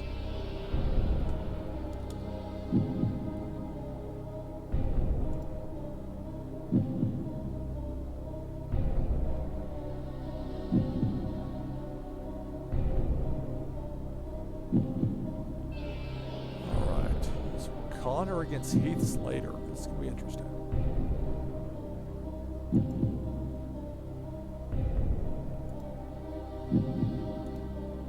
Last show, Connor had a 47, which is not great. But, again, with this being a developmental territory, a company that has a 1 out of 100, very, very small, as far as any popularity goes, I got like 24 people expected to show up for this card. So if it's not, a WrestleMania moment type experience, then it'll still be okay. I'll still keep my momentum going up, at least in theory. But I still want to put on a good product, because the longer I have a strong product, that the strength, at least in theory, of word of mouth will help me. We'll see. And if Connor, if this is a disappointment, he ends up struggling against Big Cass, it's still okay. He's going to be the unbeaten monster going up against Chris Hero. Hero takes out Connor, retains the title. Alicia Fox leaves the territory, gets called up to the main roster. And then we figure out what to do with Connor from there.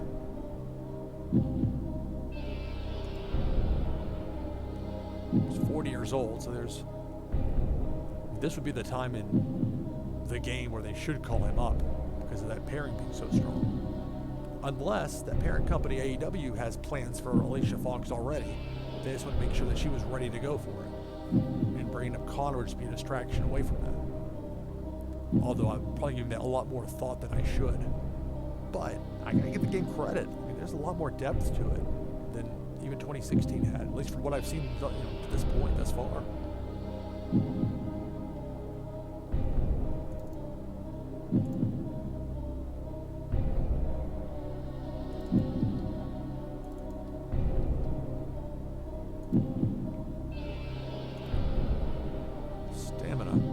Actually pretty good for Connor.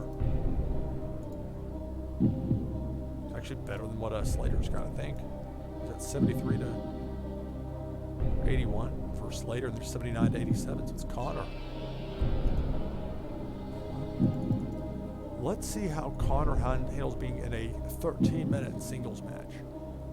Because going against Hero, I might ask him to go longer than that, but if he's all huffing and puffing and that causes problems here, I'll be able to know at least, okay, that's what we don't want to do.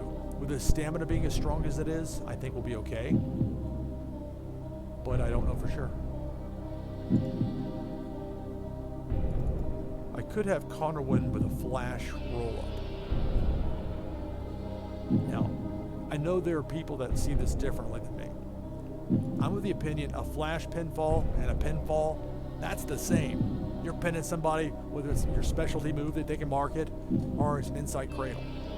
Now, I understand the thought that if you've been, the monster, in control of 95% of the match, and as they slip out a banana peel, roll up, and then, a fluke win for the underdog, and then the monster heel gets their heat back by having to lay down a beatdown on the person that just defeated them, which makes everybody flatten out, which is why WWE does it that way.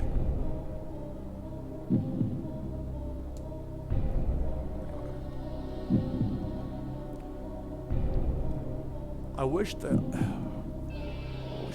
companies would condition their fans to not look at a count out as like a screw job finish. I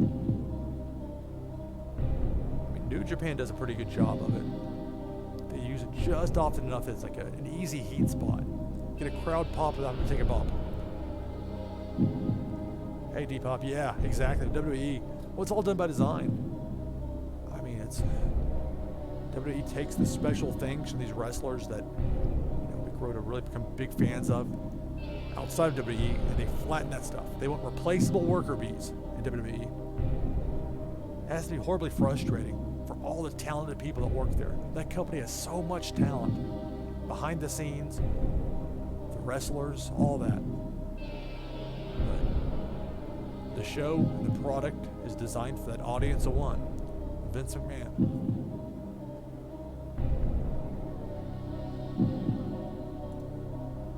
We'll go with the flash pinfall here.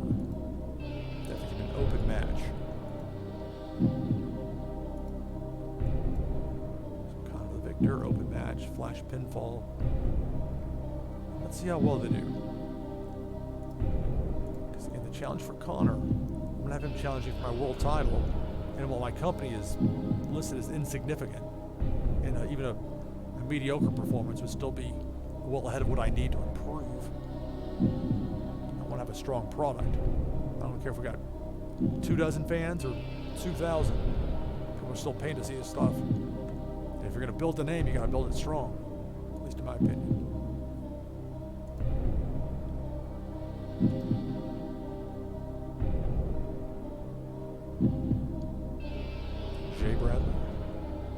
Didn't have as good of a match as I was hoping. Bob Holly, it was like a 5.5 minute match, and in the game Holly's about to retire. But again, ultimately, even if it ended up being Connor with a 47 rated match against Chris Hero, I'll still grow and still succeed, even if it's it's being a disappointment. But hoping for the best.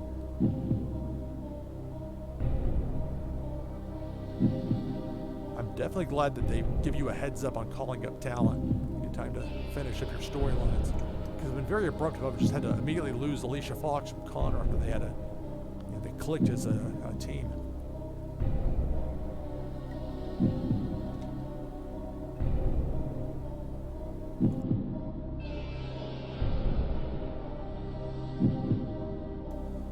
So let's see.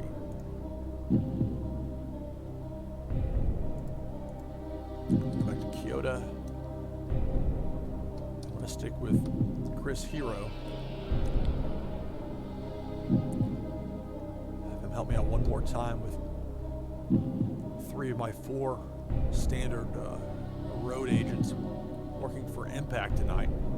Even though when I looked on Monday of week 1, so the day before, they didn't list it at all. No mention of Impact. But I failed to check the day of the show, and apparently they booked that one very quickly. Regular pinfall, flash pinfall, and Connor's the winner. It's an open match. And we'll see how Connor does in a 13-minute match. That gets us to 65 minutes. It's 120 minutes of a 2-hour show. And the way the split's set up, it's 85% in-ring wrestling, and then 15% that's either promo videos, angles, backstage rants, etc. So I still have 37 minutes to book. I was kind of bummed with the last show. I booked a 20-minute draw that ended up taking up more time than I thought it would the way it was laid out. So Goddard's and Dome got bumped to the pre-show. I mean, it was a 40 rated match. I didn't miss too much, but it's just trying to establish Goddard's and Dome as viable tag team contenders. But we have this semi-main this week to set it up, and then next week we'll pay it off. That'll be the main event, I think. Now, granted, that's taking a huge chance, though, having a 20 popularity wrestler with Doan in the main event. She might have something else, a special attraction after that as the main event. We'll see. I'll think about that once I get a few answers from this show. Yeah, I keep some copious notes, to be sure. I found it's helpful to, it's kind of a pain to go through and write down who got the pen and all, but the problem is if you don't do that right away, this game, even 2020, they don't have that information saved. I don't know why. I should really go back and look at my results and not just see which team won, but who won and what the move was and all that. So, but the whole note-taking thing, I spent years as a TV news producer and just writing stuff down and taking notes the whole time. In the 8-hour shift, it was, just covered in what would be gibberish to anybody else, but to me, it made sense. But this is how I keep track of stuff. And again, the negative with having to use the window preview or window capture as opposed to game capture with the streaming software, OBS Studio. The negative is that anything that, if I open up a web browser, it's going to cover this up. It's a full screen deal. But turn a negative to a positive, then I can use my notepad so I'm not just typing here and people can hear me type and I'm not saying anything because I'm concentrating on what I'm typing, if that makes any sense. So yeah, a lot of notes here. But that way at a glance I can see my reps, how much I'm making. But ultimately it's a way to keep track of stuff because that's the way I've always done it with this game before I ever thought about streaming it. Alright, so we're at Connor versus Heath Slater. I'm hoping the Colognes will have a good match here because I do want to heat them up eventually to get the next chance to challenge for the World Tag Team Championship. My idea is to keep the belts on FTR for a while, but I would like their defenses to be good matches, so that's the goal.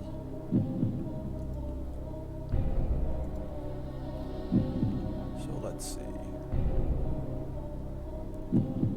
I almost wonder if this ACH match above it, but I think I'll put the Colognes there.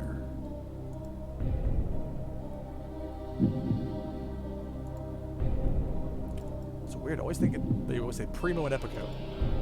Even though I normally would go with the alphabetical order, it doesn't really matter, of course. And my notes, it's just, well, I guess I have a Primo and Epico, that way I know my notes.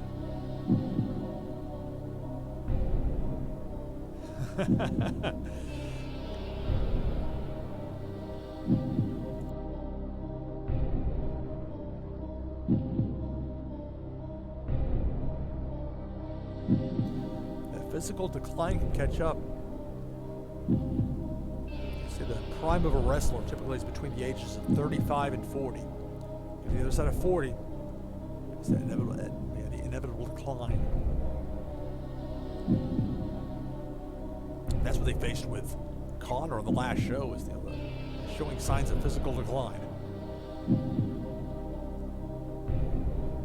But again, there's been a purpose with Connor, building him up, have a world title match. And then I've gotten a lot more out of him than I think most people would be able to in this setting. But that's a lot of good luck as well, having the manager role click with Alicia Fox and having those two work out well together.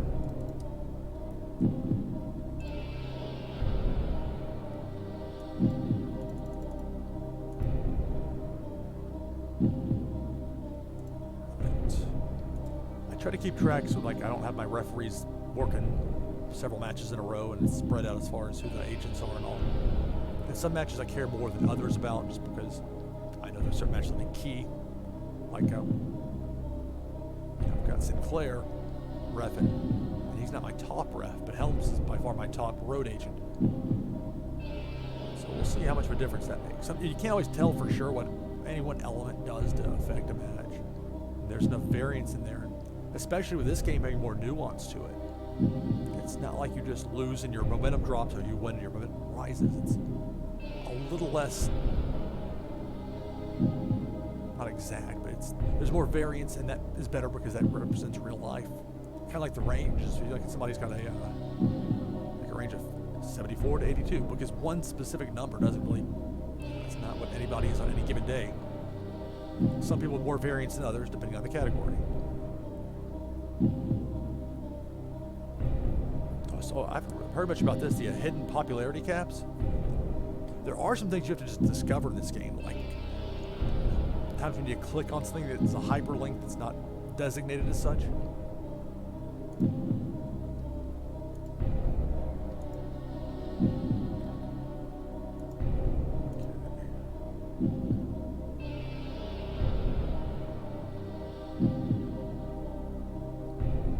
Just trying to figure out, one of these two had a higher,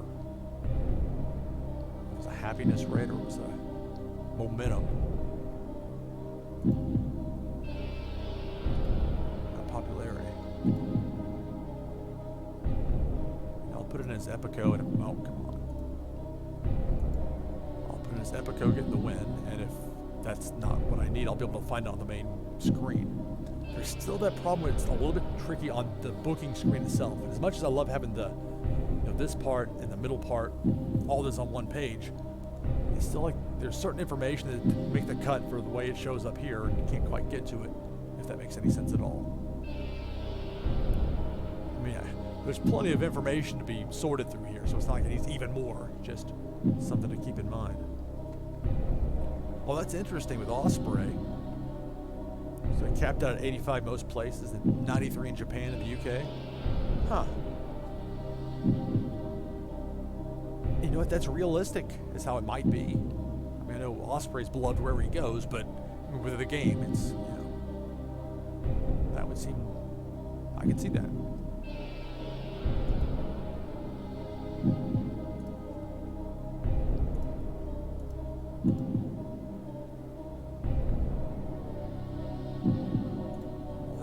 Shannon Moore take the loss. Have to assign a car crash style match or a brawl, but it'll be the car crash. That'll be the Josh Briggs match. And do a storytelling match. And it doesn't have to be on the main card. That might be better to do with Big Cass and Cody Hall just to be on the safe side.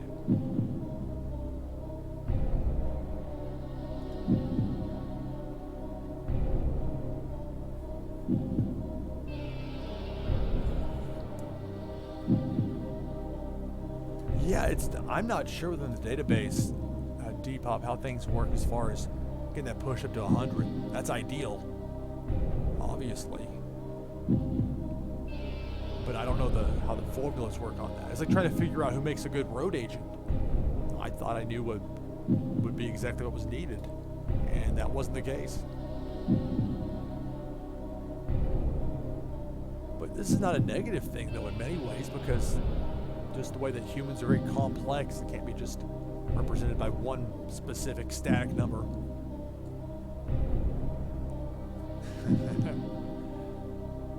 Right, so we say decisive win. Like a count out or something. Because the crowd will, that's one of these setups for the style of shows that I put on. The crowd wants decisive finishes. And I'm looking for DQs. Because with AEW is my parent company, my product is very similar. Not entirely similar, but very similar.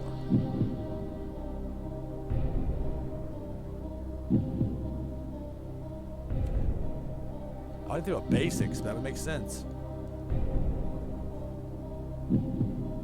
So I was trying to figure out with Amazing Red why his wasn't working right.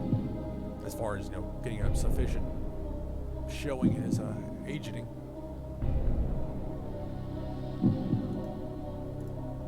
So I'm going to go 4 to a line. I'm going my system and my method as far as the way the layout goes.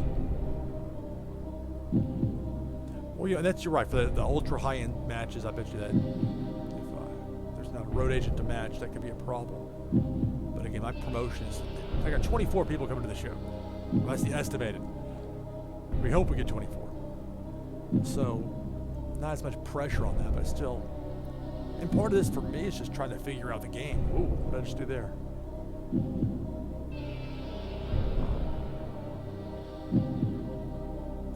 Okay, wasn't quite sure what I did there. All right, so I'll book this segment.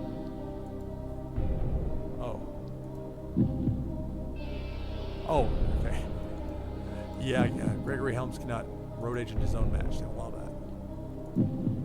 And this is where I might try out Slater. I go back to Corderas. a chance with Heath Slater. And him and Perkins, I got Hero, who was very successful for me as far as aging went when I had to use him on the last show.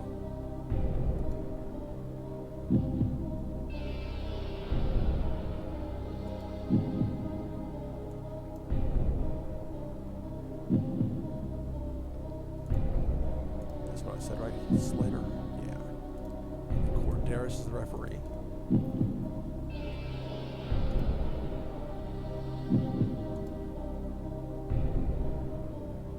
Need to double check it one more time before I book it. Alright. ACH against Donovan. From his first name, Donovan Danhausen.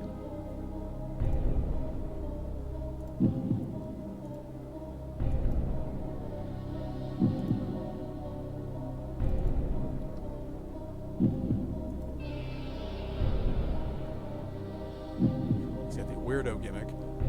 And I did the same thing with Danhausen as everybody else. If they were hired by AEW and sent down to me as developmental talent, I kept their gimmick the way it was sent to me.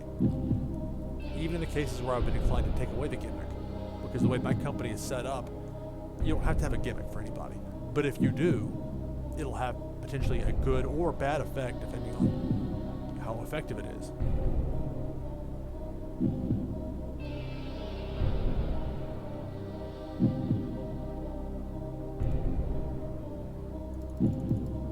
Okay. I'd like I can slide this down to see. Okay, 78 minutes. So there's this and 2 more matches to take up. There's 24 more minutes. I got 10 minutes is okay. Turns out that it's too long, I can always trim it down. So that was Corderis and Slater. Back to Holmes, or Helms. Somebody looked at Henry Holmes earlier. Pulled up the Clash of the Champions. Like, they had Hogan versus Flair, and they talked about Hogan's agent. This is Gregory Helms, not Henry Holmes.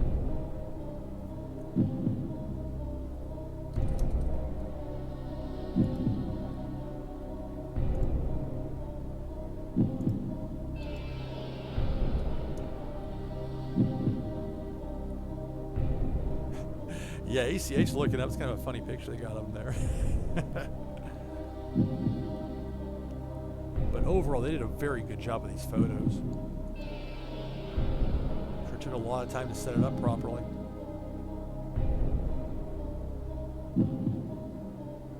Alright, so go Sinclair and Helms. No, I did that one there. So we'll go Sinclair.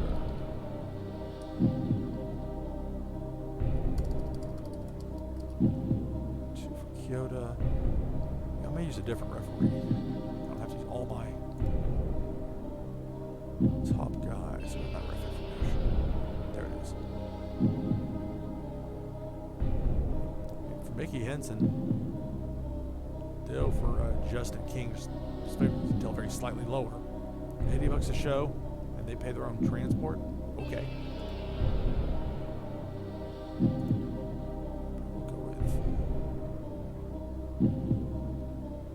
Go Mickey Henson.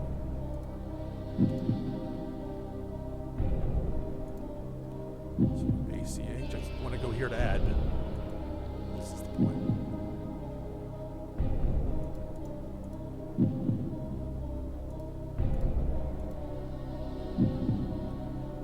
Nothing want to hurt the guy I'm sending back up to the main roster in a couple weeks. Let's see if Danhausen will take a stunt bump. Understandable. That's a pretty basic layout. That's all it needs to be.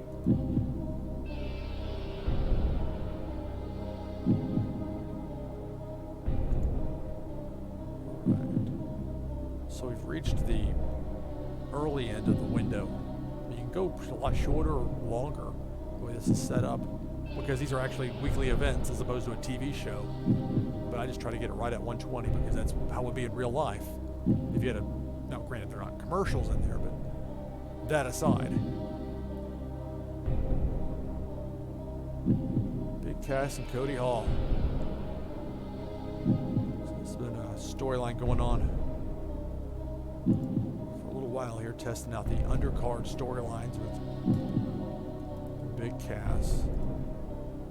And it's kind of weird with the popularity because Cass is a lot more popular, but it's kind of played out this way. Cody Hall, 22 at least for Southeast. But I didn't want to stick with this forever. I've done my best to keep Big Cass strong, or not go 15 minutes. Maybe go 7, maybe. I'll get to that in a minute. Big Cass win. This is the storytelling match. So I have to have at least one. Storytelling. Big Cass wins. Decisive one. Now as far as... Okay, I forget to put down the information here. Yeah, I did, because that's where I've got Henson. I may have put Slater there, maybe I didn't know it. I'll put question marks, I don't remember. So I can look at my referees and go, okay.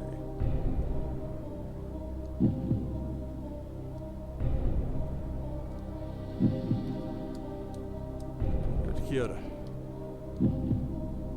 Kyoto rough it.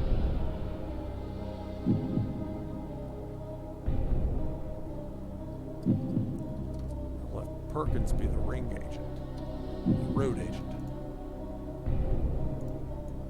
It's by role, it's Gregory Howell's or bust. So with all, I say the referee.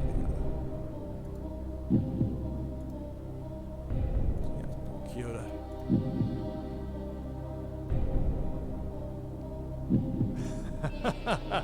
That's interesting. So it's got Cain Velasquez teaming up with Chuck Taylor. Where's Trent Beretta? I've noticed the computer likes to break up teams and factions and kind of form their own, a lot of times very mismatched or strangely named replacements replacements, just whether they're going with a new approach. Oh, wow. So Trent got hired by WWE, left Chuck Taylor behind, and he teams with Velasquez. That would be interesting.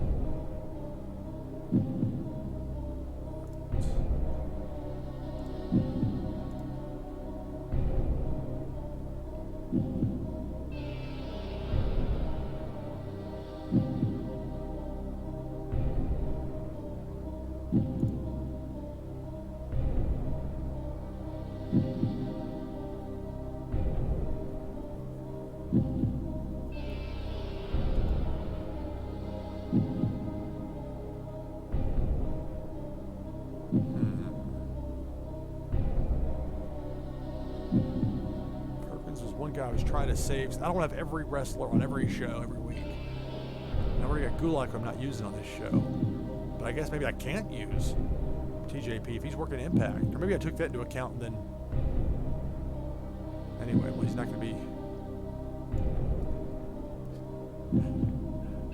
Let's have Chris Hero. You see why I take so many notes, because if something slips my mind, it's... determine it in a reasonable amount of time. Right, so Kyoto and Hero.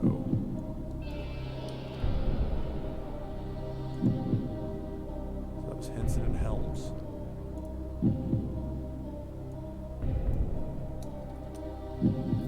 Right now at 99 minutes, so I've got to trim a little bit to make room for... So we're on week number 1. Well, the other weekly events, I've got them titled as Launch TV, because that's what I started with and I just stuck with it.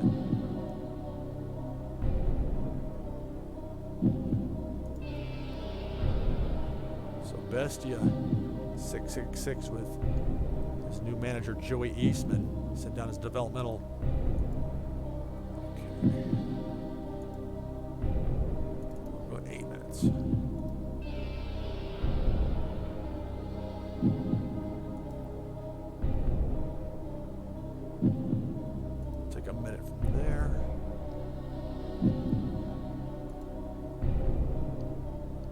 2 minutes from there. All right. So the singles match, which means 2 minutes of non-wrestling time. I go 6 minutes on that. That puts us at 102. And we'll be spot on. That'd be a matter of adding the angles. Me complaining about the triangles.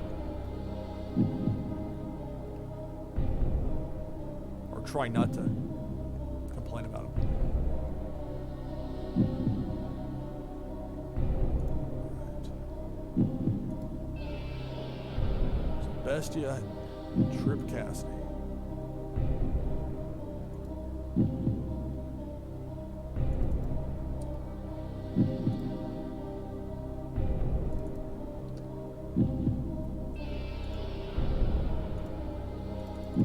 No, they're not going to go 15 minutes. I don't think it'd be helpful for anyone. So let's do Sinclair / Slater.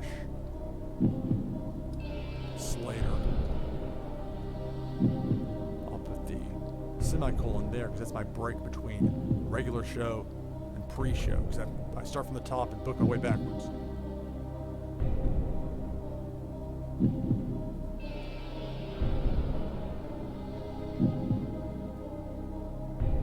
Yeah, Depop, Spider-Borg and I were talking about that earlier about if you sign, like somebody that I signed personally, like Bestia 666, I hired him.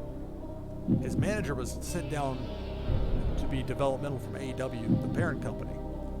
But I've not seen anything to indicate that somebody that I hire, it's using AEW's money, but anybody that I hire gets called up, because otherwise it would make sense to call up Connor with Alicia Fox because they've really clicked for me in developmental.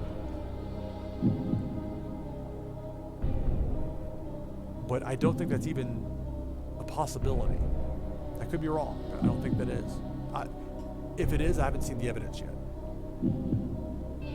Although I'm not sure how many people are playing games like this right now. We're using the child company and an AI parent and an AI running the other company. I've got the men, I've got the women, their own company, to their developmental.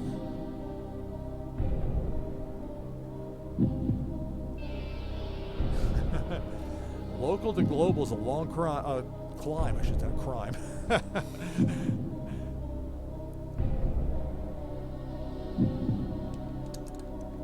Just know how I'm starting from insignificant. Zero. In hindsight, I probably should have checked to see if there's a way to start a little bit higher up, but it's okay. A new challenge. Nice. Already made it large.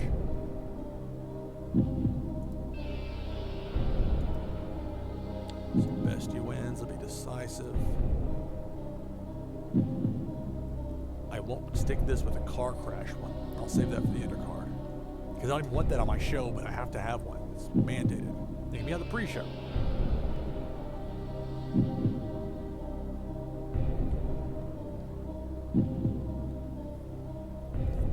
Oh, wow. So it's in popularity and $2,500. It's a tough starting point. And I can pull this up in a minute to show you. Now, with the other company that's a feeder company, the women's company I created called Sharp, they hired, I don't know if it was 8 or 10. They've done some hiring of their own. I was very curious to see how it was going to happen. I was like, will the AI actually do this? It's going to be here just a dead satellite company just sitting there spinning around, but nobody's actually there. And that's what I was worried about when they sent me Alicia Fox, but then I opened up the box when they sent me that notification and said manager. No, that makes sense.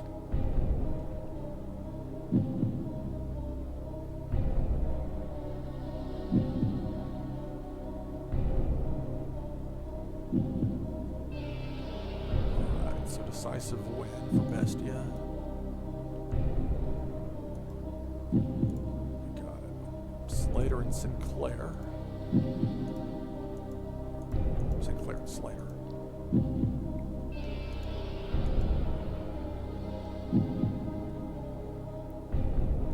Oh, that's funny. So the developmental not doing their job, huh? But that's with you as the parent company, right?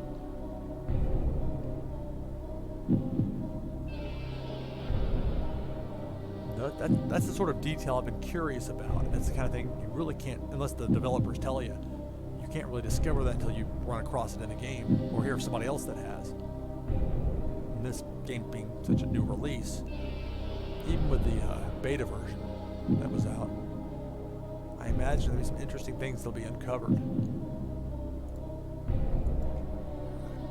So we hit the goal of 102. So we have 18 minutes for promos, videos, etc.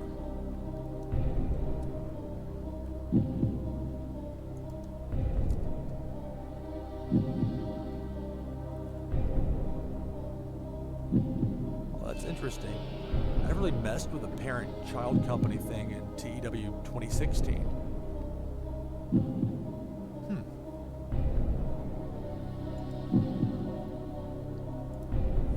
This would be a good time to go through and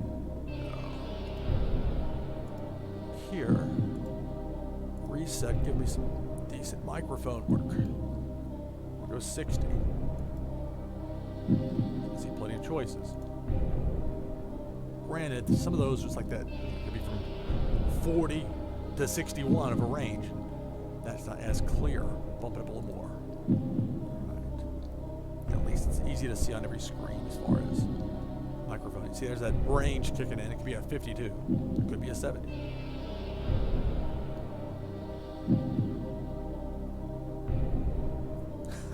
Well, I see the idea of a developmental, right? Get your younger guys there. Is that crazy gimmick? Great. This is where she was hired by AEW, exclusive written, and sent to my company, Launch. And then, after 2 weeks of very good promos and clicking with Connor of the Ascension of all people, formerly of the Ascension, they decided it was time to call her back up. But it'll work out just fine as far as the program to get Connor built up as this main event force, lose the hero, Fox gets called up, and we move on from there.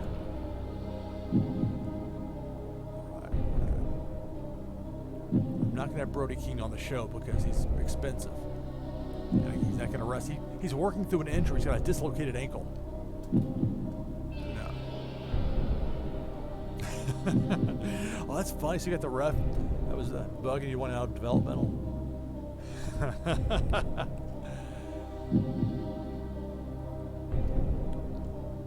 Alright, easy enough to get Hero. This is Hero's microphone. The floor, the low end of 64. As you can see with Kane, a much lower floor. Thank goodness for freestyling. I'm going to probably have a video that's going to go there. So I'll start with that.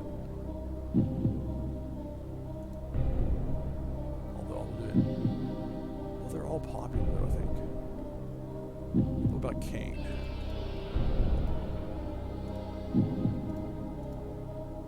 Oh yeah, okay, Kane's over. In this case, I will go with a pre-made video. So if a match with like 3 of the 4 wrestlers are really over, the 4th isn't so much, that's a great time to go freestyle and just have that one not count as far as the overness goes. I'm not sure how much of a difference that makes in the grand scheme of things, but I'd like to think at least makes some difference. It's the music, it always throws me, the music did that reset. All right, I'm still getting used to opening up none and having it be in the middle of the names. Although maybe it's not such a bad thing because it's, if you like a name that's like a W, that's a long way down.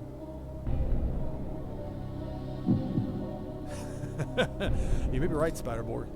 My roster might take off. I'd be like Undisputed Era, never go to the main roster and possibly find another place to work.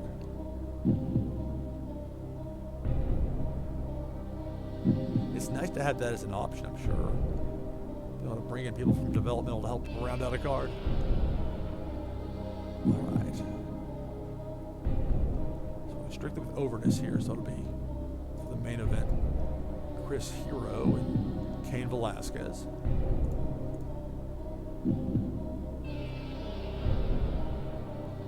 Against Kurt Hawkins and Zack Ryder.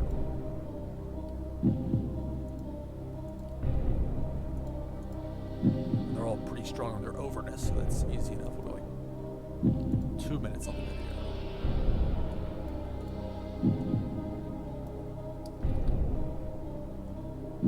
I'll let Gregory Helms be the agent for these interview segments. That worked out pretty well for me last time because I overlooked it.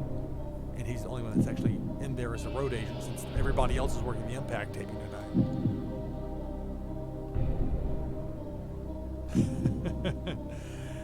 Yeah, it's a little different, their contracts. I wonder at what point will NXT start to fade Adam Cole. Now maybe Adam Cole has already signed a new contract extension. I hope for his sake he hasn't, because those contracts are not to be trusted. From everything I've seen. Very much a one-way deal. But wouldn't you want to see what your open market value would be, especially with your significant other on the AEW roster? See what they might be willing to do, knowing that you could bring in Adam Cole, Kyle O'Reilly, and Bobby Fish, and Roderick Strong. And then you got a really interesting turn of events. That's a lot of hypotheticals. And WWE has a lot of money they can throw at those guys. It really gets down to it. Yes, the DiBiase laugh. Everybody has a price for the $1 Million Man. So we got the video there. We'll leave it. Let Helms be the agent for these, whatever that means. And my least favorite part of this booking, I want somebody from the design team to explain the thought process behind this. I can't just pull it up. I can't click on it. For all the hyperlinks that are hidden in here, well, that just brings up the information on the match. Okay, that does have some value, actually, now that I pull that up. But it's just, I mean, so I have to move up every time with one. If I screw up by one of these, and it's like there are lines across there, I can tell easily with these. So if the length matches up, so okay, I'll use this one. So tedious. Like, if there's a good reason that's the only way this would work, okay. But if this was like some sort of like design element done to add to the game, I gotta tell you, it's a failure on a massive scale. Anyway, yeah, these are small quibbles to have for a game that's been so much fun. So that's gonna hype the main event. I'm gonna come back with a interview with Hero and Velasquez. They'll have Hero be the one that does the microphone work, and Velasquez will be there hanging out. But I want to figure out where I'll do some of these. I might just do a hype video for FTR. Because Yehai, his popularity is very low. Casanova's is low. Doan's is low. Goddard's is pretty high, but I just want to do it for FTR.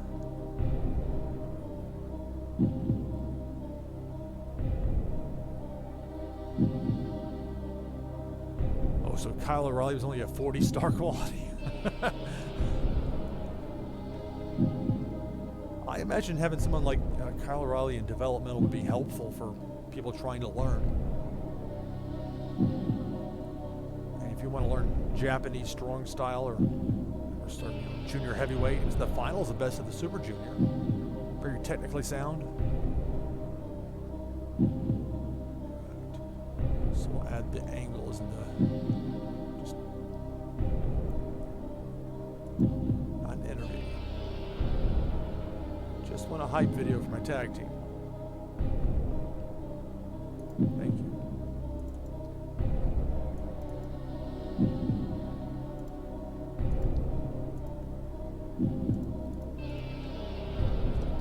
Hype video for FTR. The former Revival. To play the triangle game again.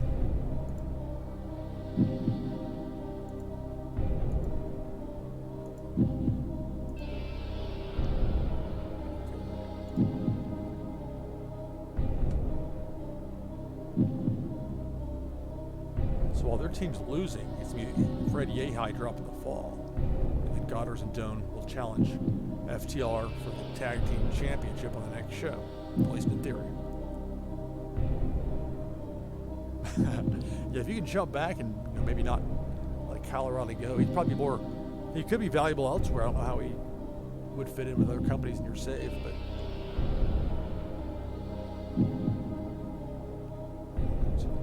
So to do 120 minutes, so I'm 14 away. I know I've got 3 minutes to be eaten up by this promo I'll have from them earlier in the show.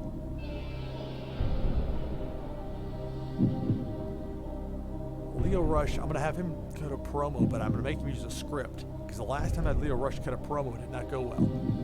He got lost. With taunts, because I don't think this would benefit from Laredo Kid's popularity. And because with taunts, you don't have to, the target has no bearing on it. But that script button's get checked. Still give him 3 minutes. Let's see how this goes. Ever classy. Leo Rush taunts Laredo Kid. I'll just let Helms keep on rotating as long as they don't complain about him doing them too much. And I've got enough other people working as road agents for the matches, I would think, if that would come into play in some cases. Hopefully not here.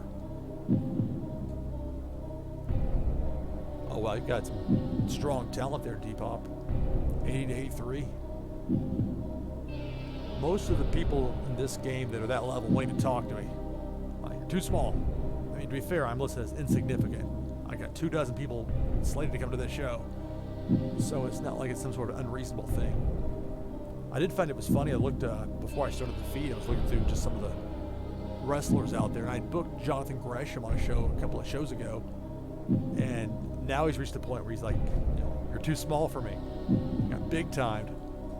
Although in this game he's booking for or working for 4 companies, so not unrealistic necessarily.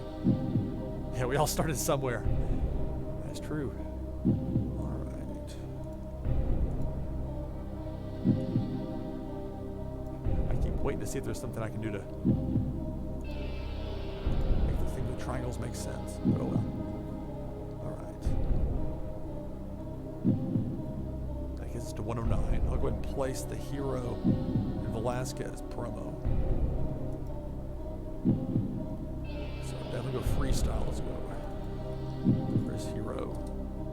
Cain Velasquez. Hero. The microphone skills being so high, we'll go with that. And like, I could list Hawkins and Ryder. I think I actually will because their popularity is pretty high. And ultimately, that's who they would be talking about in this promo.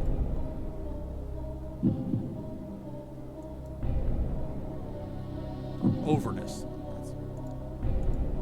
Let's use some Pro Wrestling Carney in there. There's Hero. Cain Velasquez talked about facing Kurt Hawkins and Zack Ryder.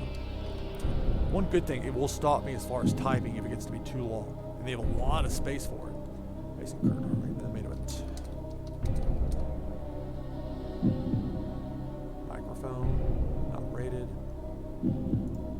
Let's see Velasquez.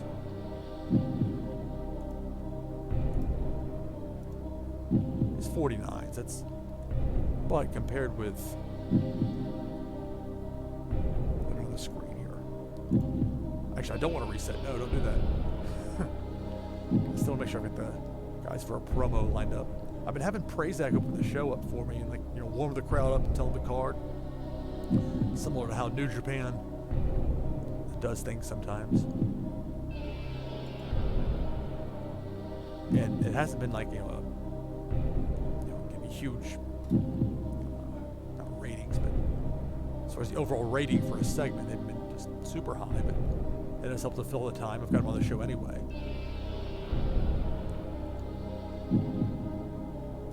So we'll do that.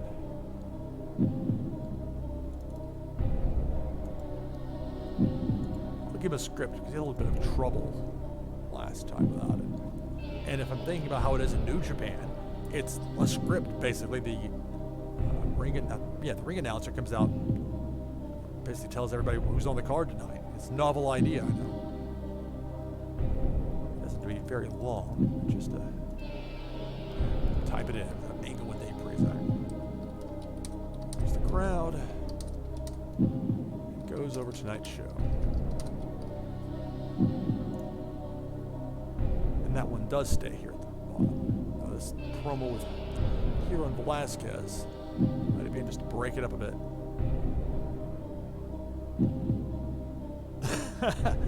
Yeah, on a delay there with the Jay White big time. That's funny. I had a deal with Rob Van Dam to come in, and then the other guy had a change of heart. And I kind of, that time with Brody King as my main event on the last show, we ended up getting hurt. I was fortunate though because RVD like the next day came to me and said, yes, I forget the specifics of the wording, but had a change of heart. And had Brody King not gotten injured in that main event match, it probably would have been for the best. But that's not what happened. Although, again, as I mentioned, these shows don't have to be world beaters. But I've learned that the AEW parent company management is not going to be punishing me for spending money, at least not early. Even though they have to see that. I mean, I'm doubling the fans in a matter of a month, but that's going from 12 to 24. It's a slow roll. Alright. Connor and Slater.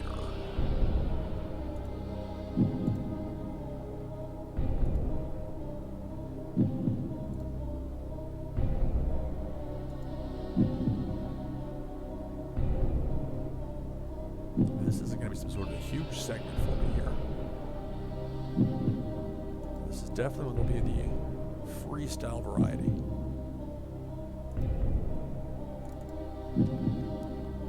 Slater, microphone. Connor, I believe unrated.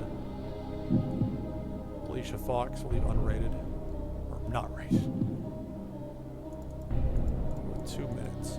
I'm not sure with the segment length with the promos, if I had them longer, if that would make them more likely to get a higher score. I mean, this is an event that's set up with an 85 to 15 split, so they're not looking for a 20-minute dialogue.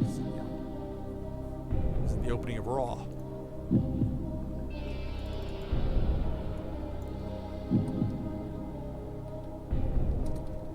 Not Heather. Heath Slater. Yeah, Laredo Kid. Anytime you have like a wrestler that has Kid or Young or whatever their name, that's something that's a little tricky for the long term as far as a branding thing goes. I mean, Kid Rock's gonna be Kid Rock forever, even though he's no longer a kid. Slater. Let's see, promo on Connor and Alicia Fox.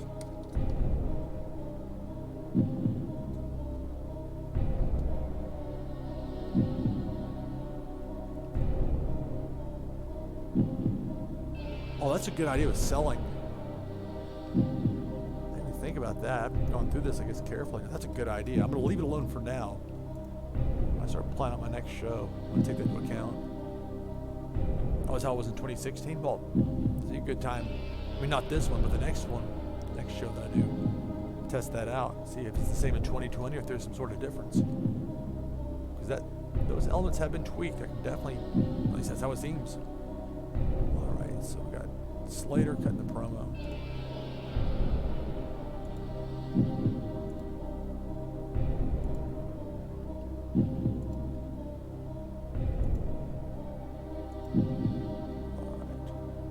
It doesn't have to be ping-ponged angle match, but I like to have some separation. And, you know, a 2-minute promo breaks it up just enough. So we're at 116.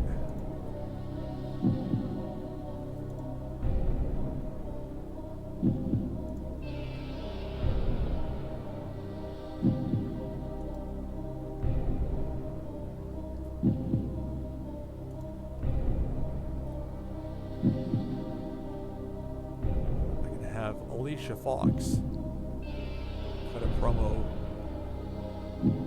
earlier in the show, like after that opener, building for later in the show. It's like every promo or video or whatever has to be right before the match itself.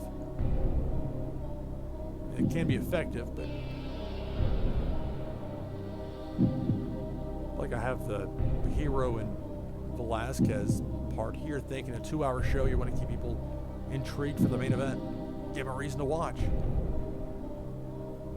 So 4 more to go. When you go 2 minutes for Alicia Fox, and then 2 minutes for somebody else, should be good to go.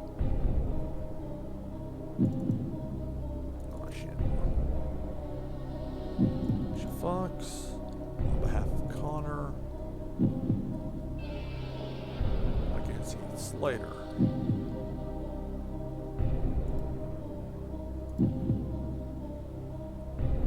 I'm going to try this with a cell link. Now you got the wheels turning in my head. That's high enough for Slater, especially when you see the rest of my roster. I'm not teaming with guys at 85 to 90. We'll see if Slater is selling.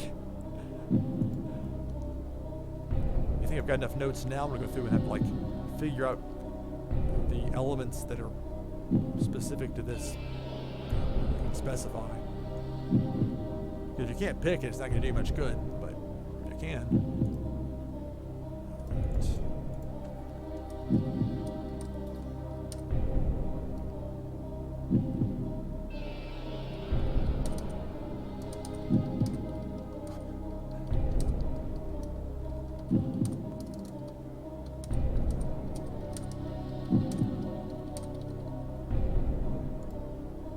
Frantically typing like my news producer days.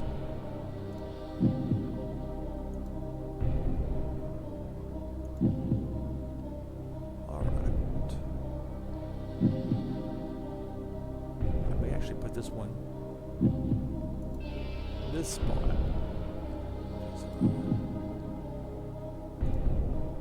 He's got ACH there. And even if it's the lower end form, he has a bad night on the microphone. Look at that selling it to 95. So I can have ACH cut a promo on Donovan Danhausen.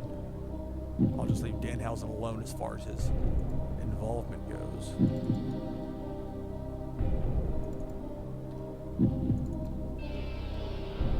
It's just a 2-minute promo, so if anybody's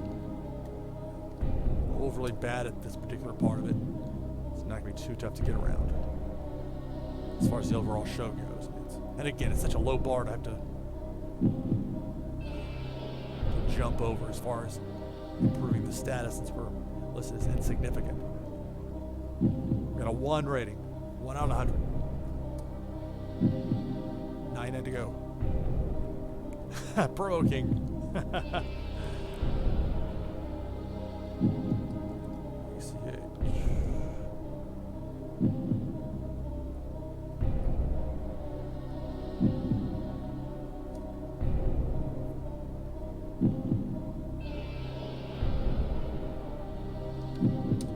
ACH says done. Danhausen has no chance to beat him tonight. Okay, that's not a very good babyface promo. It's tough, but won't be able to knock him off. Pronouns, pal. Oh, hey, Coco, thanks for the hosting. Appreciate it.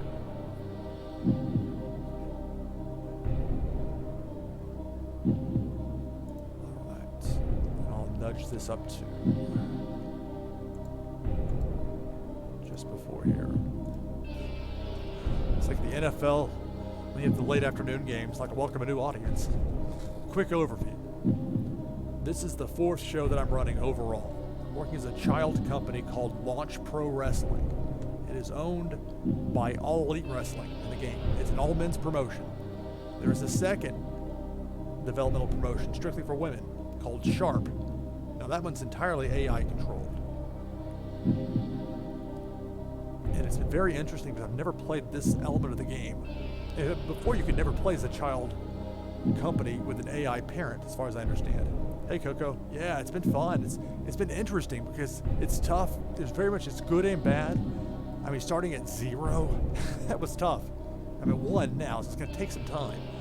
But at least if there's some problems, first of all, it's developmental. So nobody's going to get too bent out of shape over it. But on top of that, it's such a low bar to cross to get my status up. But all that in mind, I want to keep the momentum going as strong as possible. So Hero's my world champ, my singles world champion. Him and Velasquez team up against Hawkins and Ryder.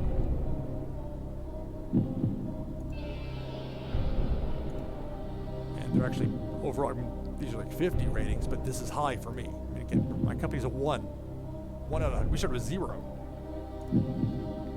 You see, there was even more for Zack Ryder. And I know these guys won't be able to use their WWE names outside of WWE, but at the time I started this is all they had as far as options went. I was watching somebody else's feed like this afternoon, I think it was, and they had the newer names. But we're good with this. I've started with it, I'm sticking with it. This will not be an 18-minute promo. Oh, no, that's not it. This is pulled the match information. Okay, so we had 120 minutes. However, see that yellow line here? The reason there's an issue is because I haven't booked. I'm required to have 3 different match types on every show. Steal the show, that's easy enough. Storytelling, I use that for Big Cass and Cody Hall. Keep that one short. Storytelling. And that'll be the blow off to that feud. And then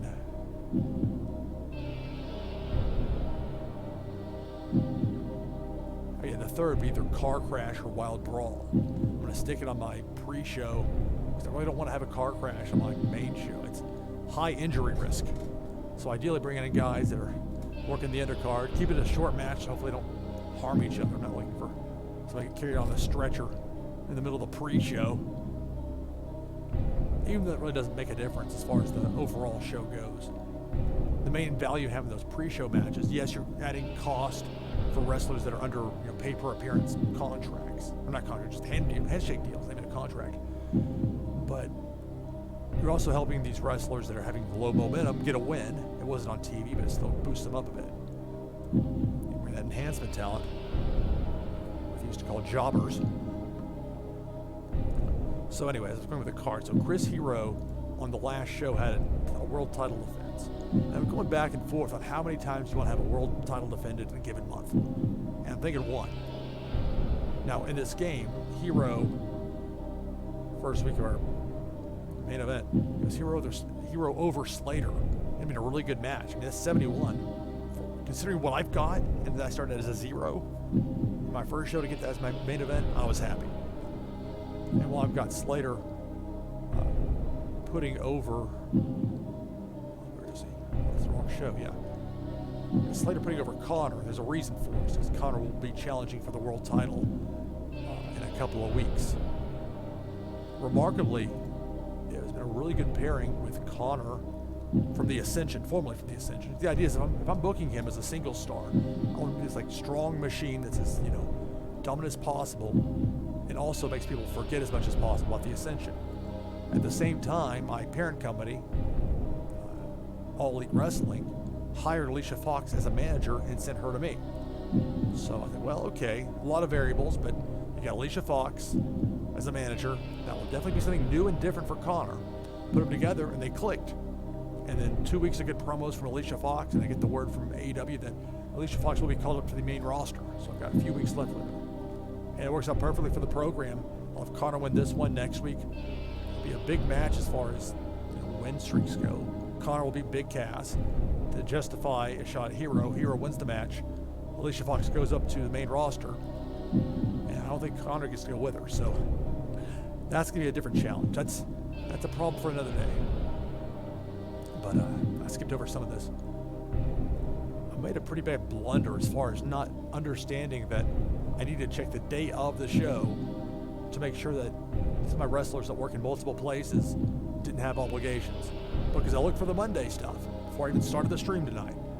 And there was nothing about Impact for coming up for July. It was empty. And then here we go, night of the show.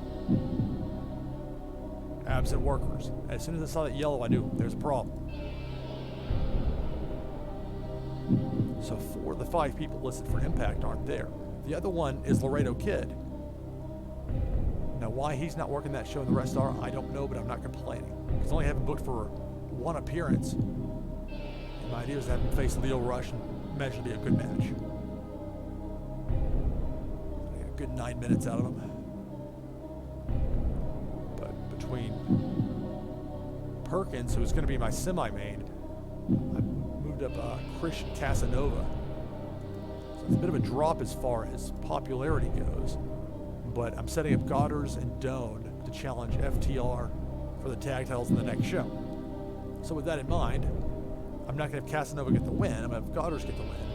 But he's going to be yay high, so it won't be FTR, either member actually dropping the fall.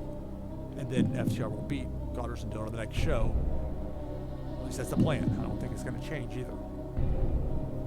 Oh, that's a good question, Spider-Board. Can referees get injured during matches? I think no. It could happen. I just don't know that I've seen it happen. I know wrestlers getting injured, certainly. That's been in there. Going back a ways in the series, of course, but I'm trying to think of anything where that would be. I don't think I've seen that before. But you know what? It wouldn't surprise me if it happened. It could be one of those fluke things that happens once out of 10,000 times or something. I don't know. This game's got depth to it. And not everything's that obvious when you first start playing. And I mean that in the best of ways. It's a compliment. If the game's shallow and I can see right through it, and that's, there goes the fun. I'll be playing Super Mega Baseball 3 and have you all have a good night. Instead, we got this laid out here, and this should be fun. Because in part, I don't know what to expect with some of this. Leo Rush has been a major, major plus for me. He's got my sprint title. A sprint title, a 10-minute time limit, defended every week on television. A hybrid of CMLL's 10-minute sprint match, or blitz match, whatever you want to call it. And then the Smoky Mountain Wrestling Beat the Champ TV title. And it's worked out well for me in a previous save, and thus far, at least with Leo Rush, it's been very good. So at least we got Laredo Kid. Again, Heath Slater is the top guy for me. As silly as that might sound, he really is. And but Connor is the one getting that next world title shot, so it's not like it's just I'm randomly burning a loss on Heath Slater. I try to have every match, at least on the main card, mean something, have some meaning, some level of importance. I'm curious how ACH and Danhausen, because Danhausen's going up to the main roster. That was a little bit earlier than Alicia Fox, so maybe 2 weeks left. Well, I agree, Spider-Board. I mean, think of Fire Pro Wrestling World, it seems like you get a ref bump half the matches. Or a situation like what happened with Tommy Young, where he got legitimately injured like in his career in NWA.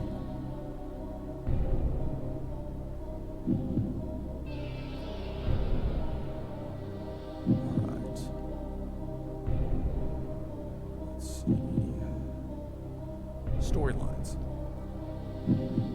So ACH and TJP had a 20-minute draw on the last show. That was the debut for Perkins, but he's working Impact tonight. I think that's where he's working. He's not here either way. I should probably find out for sure before I get this started.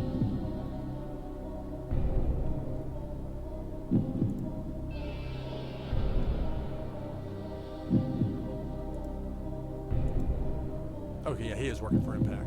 So I guess Impact just didn't have him booked for the last show, and then they booked him for this one. I would think they would have told me in the recap of the news of the day that you get every day when you advance in the game. If he had signed there, I guess he's already with Impact in the game. Anyway, so no TJP. It's a long way of saying that. So hopefully the storyline won't just die because it's considered hot.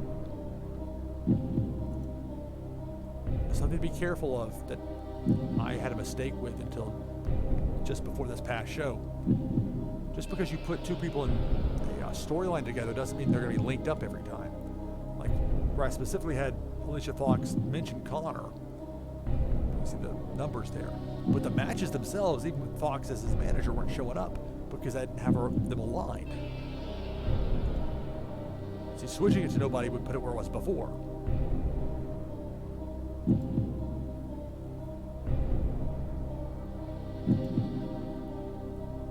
Because right now it's on none of these guys. So if I switch it to Gulak, it can be.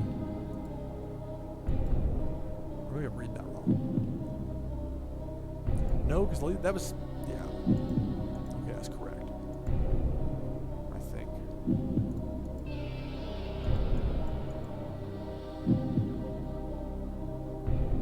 Okay, there we go. Yeah, Connor and Alicia Fox are aligned in this storyline. Whereas in this case, it's been singles matches. And I could try and branch this off into something else, but it's not like he's got some heat. He's got more than Fox and Connor. at some point we're going to go back to this one. That was on last week's show. That was I was very pleased with how it turned out. Got a 63 rating, which is the highest rating of any match on the show. But more than that, it was a ref stoppage finish that seemed realistic. I know that Drew Gulak in real life has apparently signed a contract with WWE to go back there, but at the time I started when they froze the game, as far as, the real time, because they do an excellent job, Gary Wooder has, as far as keeping his Killing the Business mod up to date with what modern day looks like. It's just, at some point when you get in to start playing, it freezes at that point, and you have your game that goes in one direction, real life in another. That's the long way of saying I've got Gulak. I'm glad to have him. But I'm not having worked this show since he lost by ref stoppage on the last. Got Cain Velasquez in the main event of this show with my world champion, Chris Hero. They'll get the win, and then the following week we'll perhaps follow up with Gulak and Velasquez. I've thought some of this through, but I tried to think too far ahead because there's so many variables in play. A lot of this is still a learning experience for me. So, yeah, I'm thinking Velasquez versus Leo Rush in the next show. Time limit draw, because there's a 10-minute time limit for the title, and if the champ retains by way of time limit, they keep the title for the next week. As long as they can keep making TV every week and defending, then the longer it goes. So that's the quick overview, or the not so quick overview. Now to add the pre-show matches. We see X. That's similar to what you see in a lot of Japanese listings as far as if somebody's a mystery partner. I think like New Japan's English language site in particular. Although I've seen this elsewhere. I've learned things about Japan just following wrestling through the years. Very interesting. But a lot of times their stuff's very functional, so with this, it works. With the exception of playing the Thunderverse, where there's a wrestler named X. It's like, you gotta be kidding me. So that wrestler that was named X got quotation marks around his name in my notes. And for whatever that's worth. So Hallow Wicked, who had a surprisingly good match on the last show as a fill-in, because that's the spot right there where I was planning to have Laredo Kid. Instead, they had a 64 best match of the show. So, I want to pay that off with reward Hallow Wicked with the strong showing. Yeah, the explosion matches, I don't think that's going to get over well with my crowd or my parent company. Although I've got to put a car crash match in every show or a wild brawl. So I may stick Briggs with the. I've already got one of their guys injured doing this. Let's see. Match, pre-show. Hallow Wicked. And as much as I don't want to book every guy in every show, a lot of my guys are lined up for this one. Although I've got plenty that are at Impact this week, so there's also that.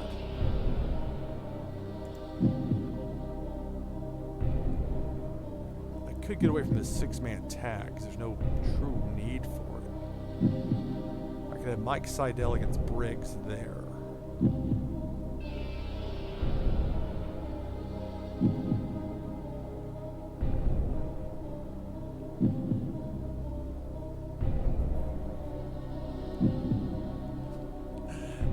Yeah, the developmental, well, this is me hiring the guys here, so it's a little different.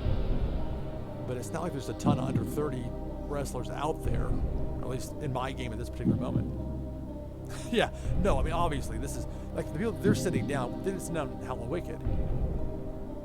But, like,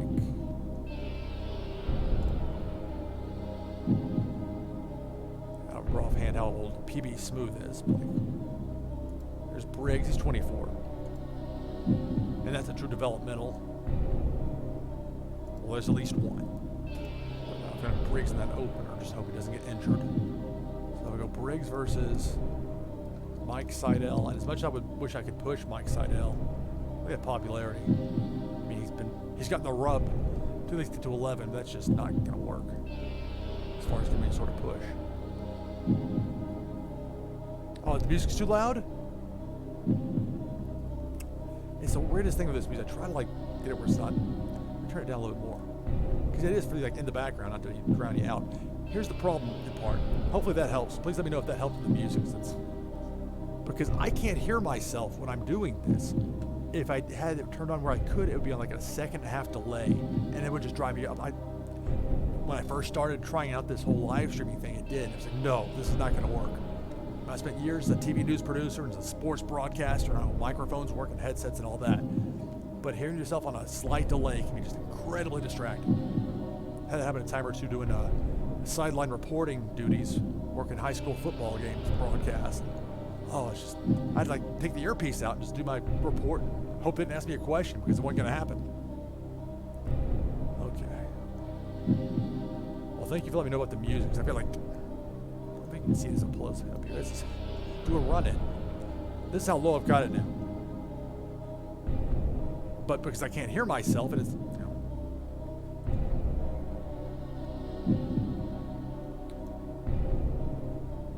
so it's with Rodecaster Pro. I mean, the idea with the music is just to have like a music bed playing behind. But I mean, that's why you see how it was loud enough. But part of it is how loud it is playing through my MP3 player. Anyway.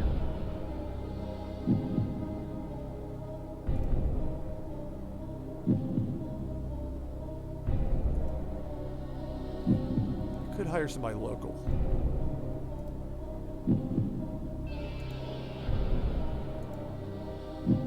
I've hired a couple of these guys before as a one-off.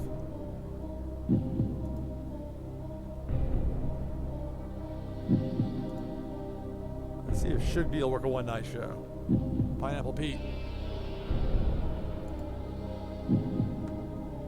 Yes, we're working the southeast region. We're not going anywhere else.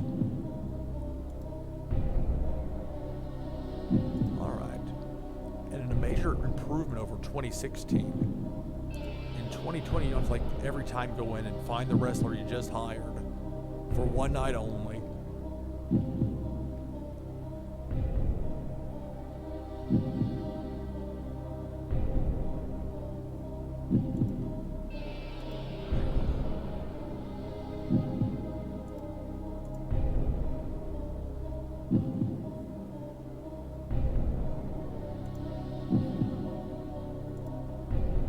Shug D. Oh, you know what? I've got to reset. I'm still getting used to it. When you hit roster, it remembers the settings from the past time, which is in many ways a good thing. This is when I was looking for people with a 70 microphone ability or higher.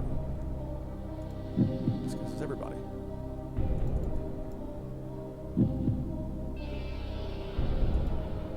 But it's been the strangest thing for me to adjust to broadcasting without being able to hear myself, just because that's very different. I've ever had to do it before. But, you know, you make do. Point being, that's why I wouldn't be able to tell if the audio was drowning myself out. I thought I had like a comically low level there, but I guess even that wasn't enough. I think the best bet, well, I'll worry about that later. That's the background music. As long as it's not drowning me out, that's the main idea. Okay. So we have Shug D.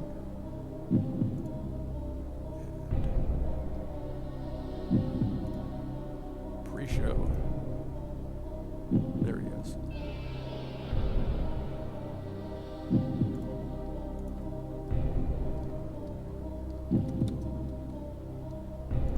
Hello, Wicked.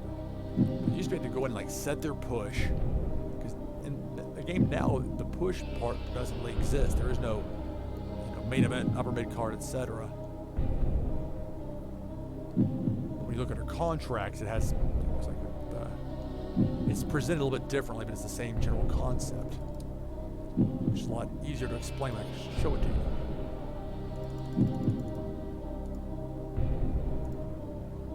So Howell will get the win. Decisive.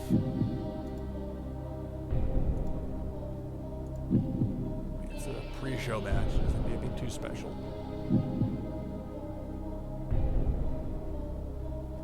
Let's see, as far as my refs go, okay. May have to be a Henson Slater special. And again, I've got one road agent, since the rest of my road agents are all booked on Impact.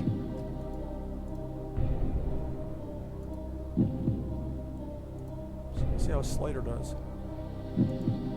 Okay, I never put the important note about how a Wicked went.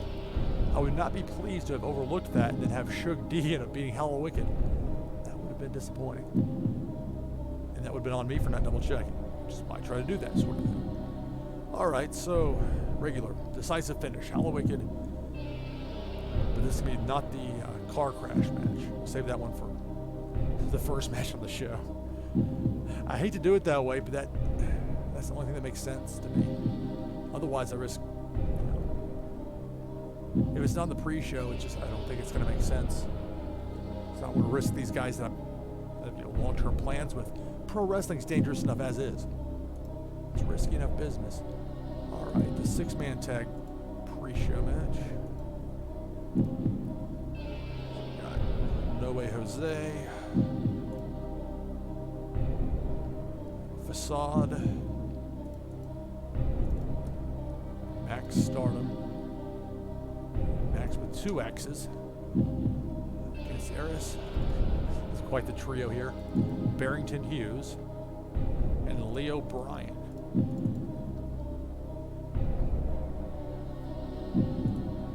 It's the pre-show, it's developmental. So I'll get annoyed if I don't fix this to look the way I want it to. I'll add the ampersands.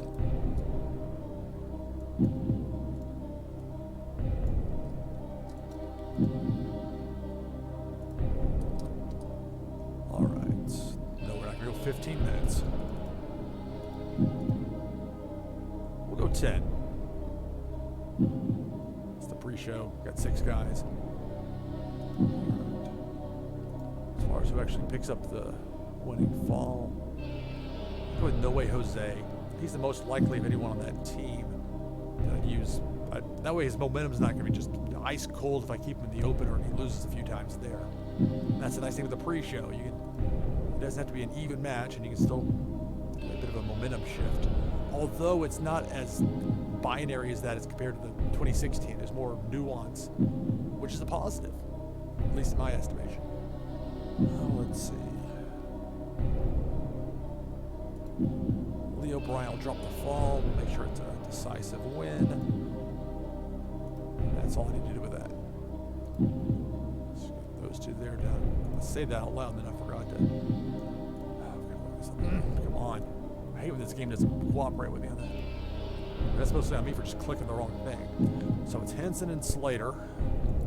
And again, this isn't all that important, but try to be thorough if nothing else. Yeah, it's tough when it comes to momentum. Cooling off the right people or not cooling off the ones you're wanting to build on, but still have decent matches where it's not them just against some totally outmatched competitor. Okay, a bunch of enhancement matches on your main card. Okay, what's it going back to here? It's Henson and Slater. Okay. For this one, my referees, I'm gonna cue it. Although Corderis is more expensive, plus I gotta pay his travel. But if he's already on the card, it doesn't matter all that much. It's the pre-show. And Helms can do the agenting, that's fine.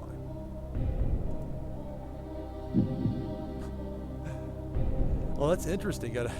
He's not white hot for being pinned that much. Well, I guess there's different wrestlers respond in different ways, or even the way that they're perceived by the public. It's like when WWE tries to intentionally bury somebody, which happens a lot, and then it backfires. And finally, when I have to make a car crash or wild brawl, make it a car crash, keep it short, it's going to be Briggs against Seidel.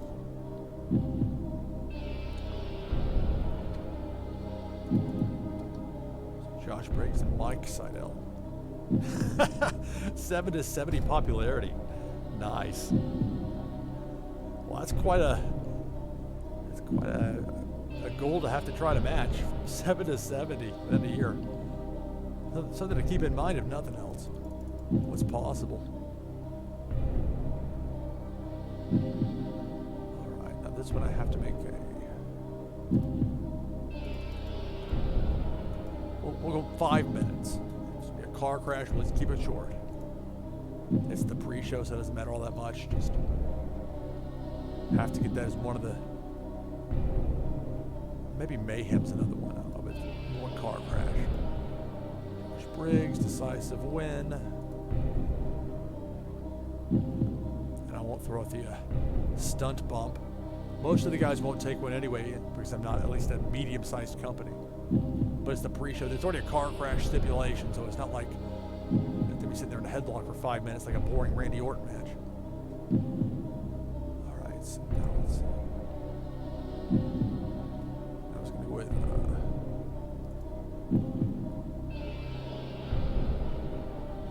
let's go Sinclair there. I didn't write down who I had here, but it had to be Corderis, and we're mentioning Helms. And then we'll see, because I've given, actually give this later. Well, I guess I was thinking originally I could have Perkins as another fill-in, but that's not going to happen since he's working Impact. I'll have Hero do it. We'll go Sinclair Hero. Again, it's not that important, it's the pre-show opener.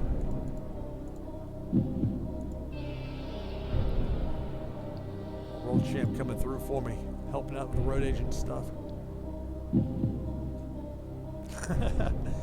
You know, you may be right. There's a certain ceiling to what you can gain in developmentally. Drop Omega down there, you get a different go of things. All right, car crash, Briggs wins, decisive finish, 5 minutes. Hope they stay healthy. Make sure, this box right here, pre-show is not a minor detail. See, had a car crash open us up. Double check here, Corderis and Helms. That's what I had written down, I believe, and it did. Slater with the question marks off. You know what? I'll leave that. Well, remember to look later to see how he did. Okay. Sure, it's saved. We're set up to go, I think. Oh, so the popularity caps out around 75 at medium. And that makes sense, though. I mean, because if you've got a company with a limited amount of exposure or a relatively small fan base, inherently it's going to be difficult for somebody to get over a certain percentage of popularity, out of sight, out of mind. Think about fans of WWE that won't watch anything else, that don't know of these other great wrestlers because that's not the product they watch. Kenny Omega can have a 7-star match over in Japan with Kazuchika Okada. It was a fantastic match. But if somebody just watches Raw and have it on the background on Monday night, I don't know why. I don't know how people watch that show now. To be fair, I didn't see last night with a plexiglass and whatever. I saw a clip of it online. And it was just like, oof. But even before the pandemic, I don't know anybody who enjoys watching 3 hours of Raw, like without pausing it or anything, no skipping commercials or skipping past dumb segments or anything, for 3 hours every Monday night. I hope there are people out there that enjoy it. I mean, USA's paying more than $5 million every week for the US rights to Raw. But the people I know that watch it on a regular basis still are mostly out of that 18 to 49 demo. My buddy Max's dad, basically almost embarrassed about it now. It's almost like somebody that I've compared it before to like somebody who smokes cigarettes but doesn't want to admit it. It's a habit they can't kick. Anyway. Yeah, the whole thing with TNA, guys in the airport, are you still wrestling? I mean, you can imagine how that would affect you hearing that over and over and over again. Those wrestlers, at least when in more normal times, are constantly on the road. That constant travel. I mean, that's a major part of what makes that so tough. Besides pro wrestling being very difficult physically and all the other factors that play into it.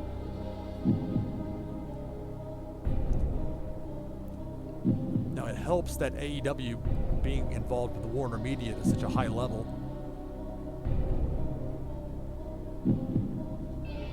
Because, like last year, to the NBA playoffs, they had I think it was for Double or Nothing, they had a promo that had Marv Albert reading a promo for AEW. I think that's real nice. But, of course, with the NBA not going on right now, it's not happening. I'm sure Kurt was happy with the money, but TNA had its problems.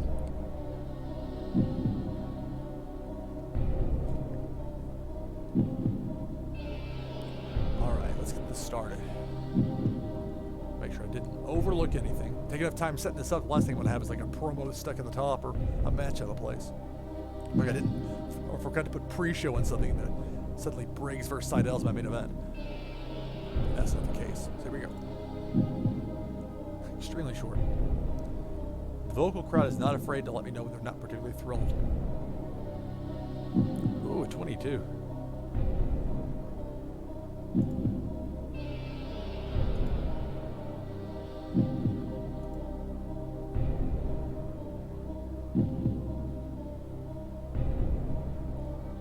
Yeah, penalty for trying to go all out. Doesn't always work out so well. Nobody was hurt, and that's as important as anything.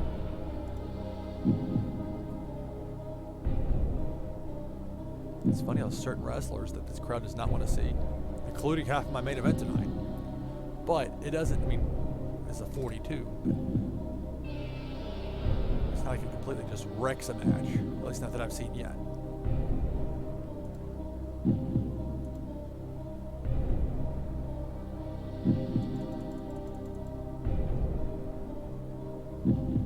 As I noted before, the way my company's set up, you don't have to have a gimmick. And if you don't, that's fine. If you do, though, it can either be good or bad, depending on how well it's received or how poorly it's received. So it will affect you. Oh yeah, the Jeff Hardy versus Sting, that was infamous. When Hardy was said to be in no condition to perform. That was not a good moment.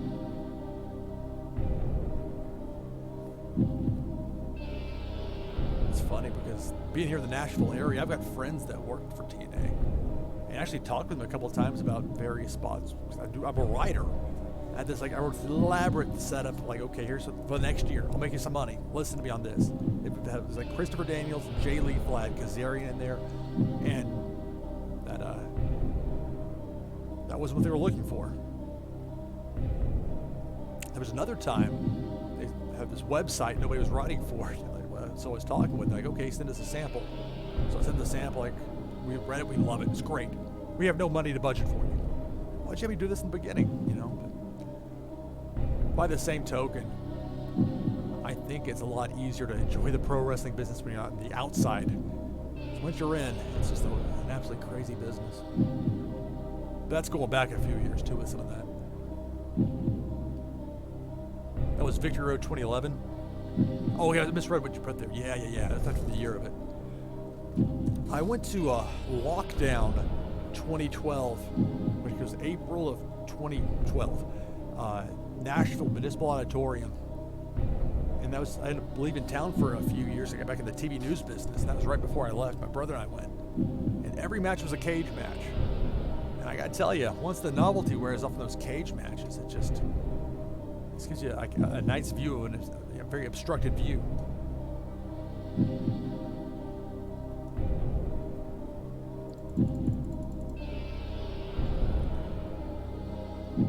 These guys are getting blasted here in these dirt sheet write-ups.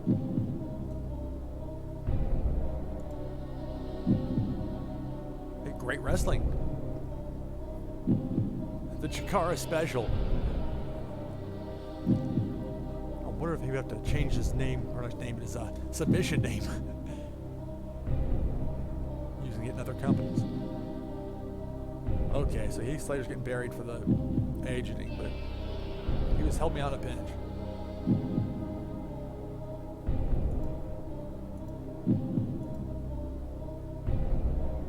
So despite all of that, I still got a 42 out of him, and it's the pre-show.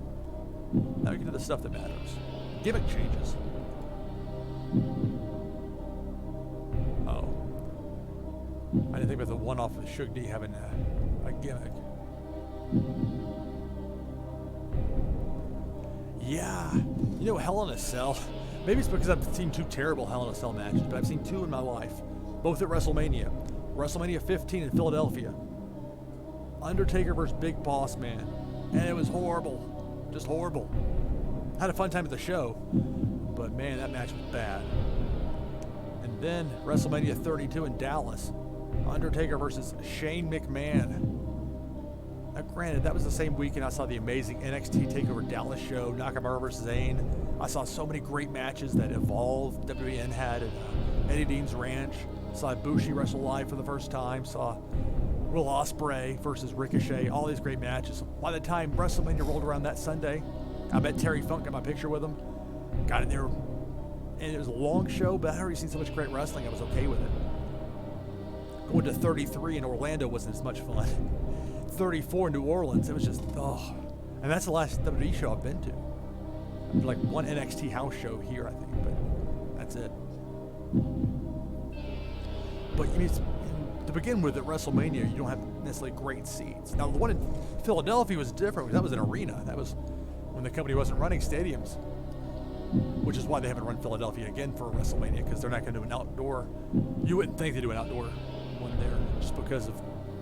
I mean, they did one for New York, but I think they made that exception for New York. And it wasn't even New York, it was New Jersey, but you know how they are. All right. Next segment.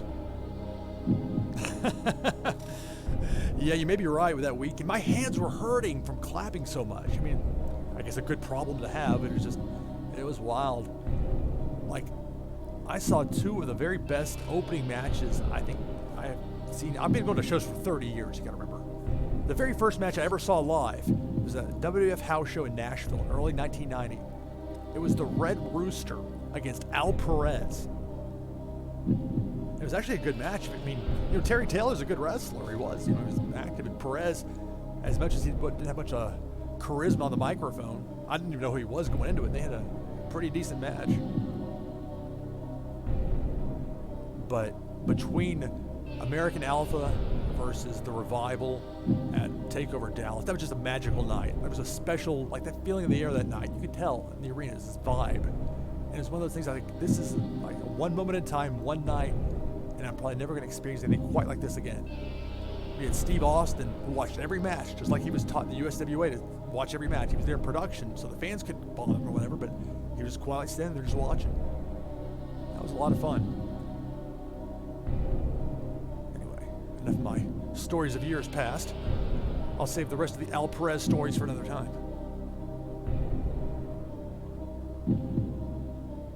Oh my goodness, that's brutal. Papa Shango, Crush, and Bushwhackers versus Beverly Brothers. Oh man. Now if you had the Sheep Herders version, that'd be a whole different tag team, but you weren't getting the Wrecking Crew either with Mike Enos and Wayne Bloom. Yeah, those 1992 shows, it was weird because in this market in Nashville, they ended up having to run over in Murfreesboro, which is the county where I live in the suburbs of Nashville, but like where Middle Tennessee State, MTSU, the Murphy Center. But WCW drew just atrociously. They had somehow got the exclusive, because that was the same building where in '89 there was Wrestle War '89 and NWA pay-per-view there. The night before, WWF ran the building, and they intentionally ran like a 3.5-hour show. It went to like 11:45 or maybe a 4-hour show, even longer. So they intentionally took as long as they possibly could to finish up and still make it out in time for the people to like get overtime pay or whatever. And it meant a lot quicker turnaround, much more of a pain for the WCW NWA guys. Of course, I didn't find out until years later, because in 1990 there was no way to find out what happened 6 months ago in pro wrestling if you didn't have the Observer coming to you. And I subscribed by 93, but in 1990 there's no way to know about that. And I would have loved to have known, but that wasn't how it worked. But still, it's you get one of those C house shows coming your way, and I know for WWF they were able to get a lot of like very excited fans on their overseas tour because it was such a novelty. Whereas their like TV tapings here, the crowds would get like the sound swinging became more and more obvious. You hear like all this cheering, and the fans are just sitting there bored. It's like hour number 4 of a TV taping, and you've seen 3 Crush matches and 2 Skinner matches and a Big Bully Music, or or just Warlord, And plus with the product being all over the place, and them running like crazy, having like 3 domestic tours going on at any time. Anyway. All right, Alright, so Prazak, well, that's not exactly great for the segment rating.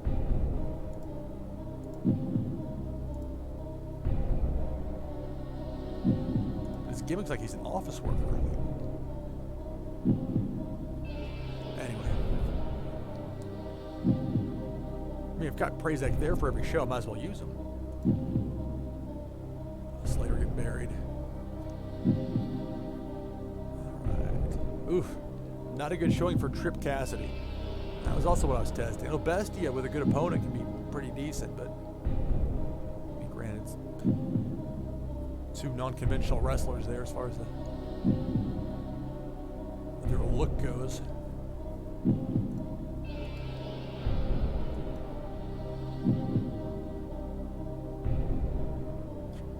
Oh, that's for an awful gimmick. But how's I like have Trip Cassidy and have him just be like a non-gimmick wrestler? He's good. Okay, I can't click on it to pull up his picture here, but you get the idea. Well, there we go. See, Alicia thought I'd get better gimmick. The developmental's working. So I think she's got this show and 2 more, and then she'll be up with AEW. And you know what? In real life, this might actually work if they were to do it this way. I mean, I don't know. WWE might want to keep her around, just to keep her around, doing promo stuff or whatever, but I think she's retired. But in this game, she's a manager and a really good one. At the Improv. Well, okay. This is why I blew off the, they got a 47, all things considered. I think I'll take it. The crowd, I knew they weren't going to be happy with seeing either of them. Got a whole list of my, ones the crowd have, tended to not approve of. But that took care of the storytelling requirement to have at least one match. And I was keeping it short. It's a fantastic heat, though, and great wrestling.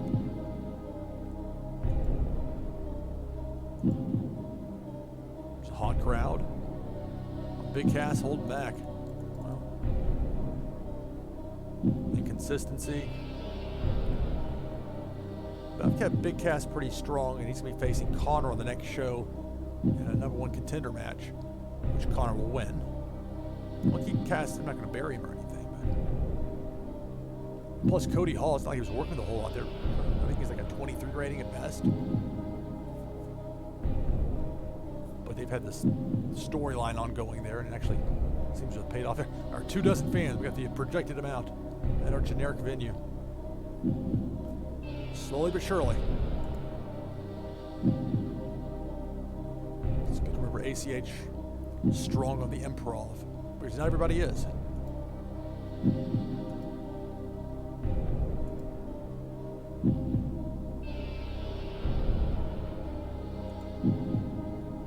Oh no. Oh no, ACH got hurt. Partially ruptured bicep tendon. There have been so many bicep injuries in this game. I have planned for him next week. Okay, I was going to renew the ACH TJP feud. It's going to be like Eddie Guerrero when the Radicals first jumped to the WWF and he got hurt like right away. Hanging out like an arm in a sling. Lariats, yeah. No pumping bombers, please. No clotheslines. That's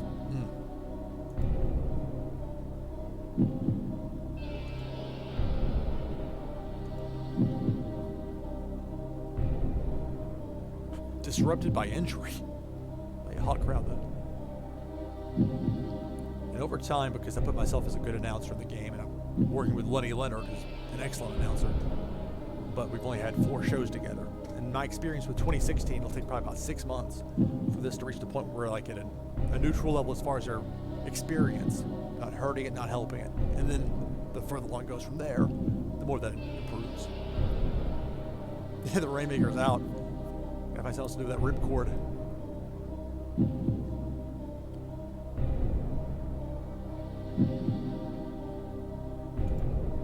So, well, partially ruptured. I had a high ankle sprain playing American football when I was in high school, my junior year. I didn't know that sprain meant partial tear. So I was just like, I didn't want to lose my spot. I had a couple of chance to finally play some on the varsity, and it just wasn't going to happen. Though I got yelled at for limping off the field. I was trying to work through it, And so after that, I got stuck on the sideline. Anyway, ACH looked excellent out there. It's okay. Well, hopefully this will be a full rupture. Obviously, that's a lot different. Partial rupture, I just don't know. Yeah, I think so, Greg.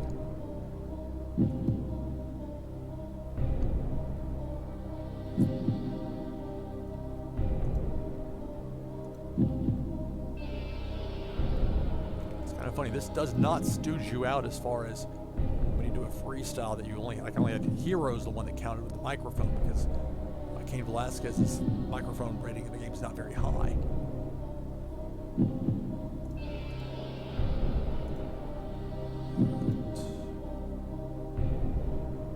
See, exceptional match, 46.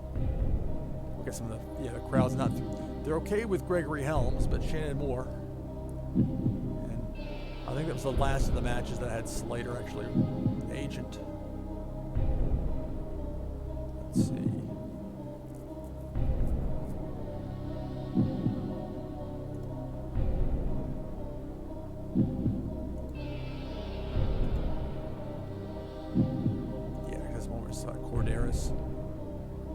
Slater.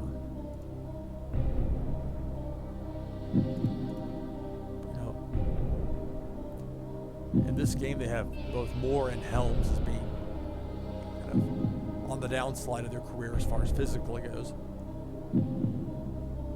Well, the idea is of getting Primo and Epico set up to eventually challenge for the tag team championship.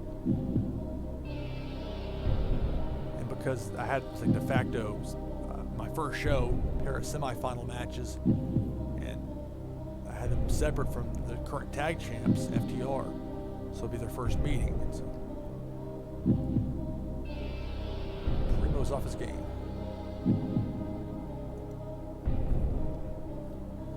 Yeah, I'm missing New Japan as well. Love that company. Love New Japan. I saw something yesterday, I think it was. Yesterday and today starts to run together after a while for me, but I think it was like early USA time, early Monday morning, that they were gonna start for sports events to have 0 fans at a certain date, and then go to 25 or 50%, and then finally to full capacity, and hopefully that'll happen. This pandemic, I never thought this was gonna happen though. I've said this a few times, but I never thought people would go along with it. Just shutting down businesses like that. I understand this is a horrible virus. I'm not saying anything negative about it. I'm surprised that there wasn't more pushback. But I'm fortunate. The situation I've got, I can work from home. There aren't any sports to broadcast right now, but I'm set up when they do start to come back. If they have a limited number of people they can have there, I can broadcast from home. Not that dissimilar from this. That's part of why I'm doing this live streaming as well, to see, trying to get as comfortable as possible with having a headset that I can't hear myself on. Or maybe that won't be the case if I have to call a live sports event from here. So. But for the people that, families and people that, aren't, being an independent contractor myself, a real one, not like a WWE pretend one, that is illegally,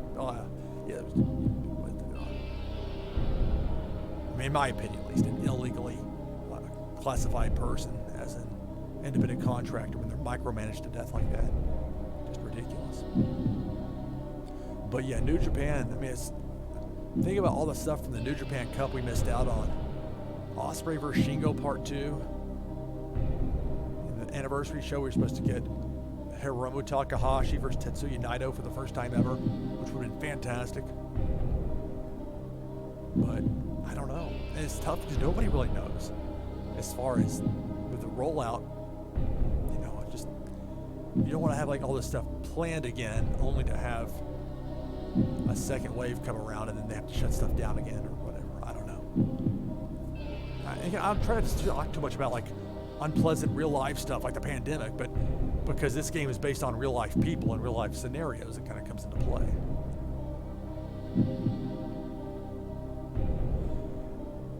Yeah, I mean, I'm in a unique spot though, because as an independent contractor, I used to, like, the money can come and it can take a while. It's sometimes,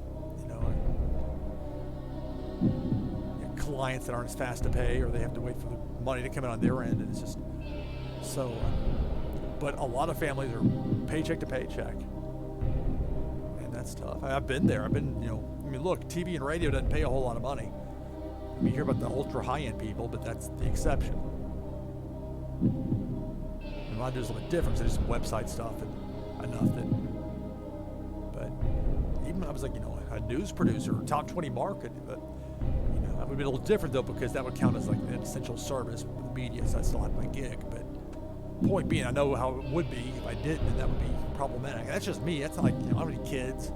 It's not like I've, got anybody that's dependent on me.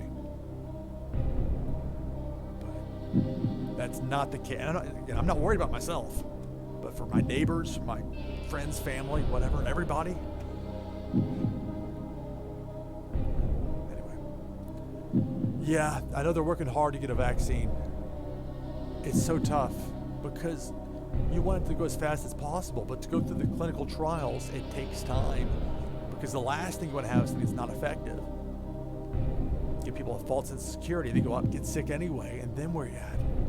Or there's some sort of negative repercussions to it. But at the same time, we're desperate to have something to, it's just.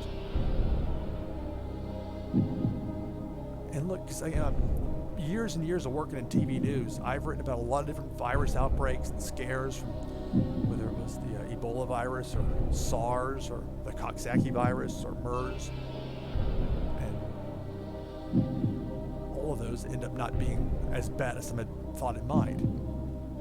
But I tell you what, I knew this one was different. It was when they scheduled evacuation flights into Wuhan. They didn't do that for the other ones. And they tried not to play it up too big, but look, I know how the news business works. I know how to perceive things and how things go. I know that wasn't something that was, if it was part of some of the earlier ones, I don't know about it, but that was when I became very concerned. But hope for the best. Anyway, get on with this. Heath Slater cutting a promo there. Oh, the animal testing. I thought there were some human trials going on with something. There could be some other, like, approved medicines that might also work for it or something. I don't know. I hope they can find something, though, because that's... Nobody wants to get that virus. You hear about this... Oh, I don't even get into it. It's...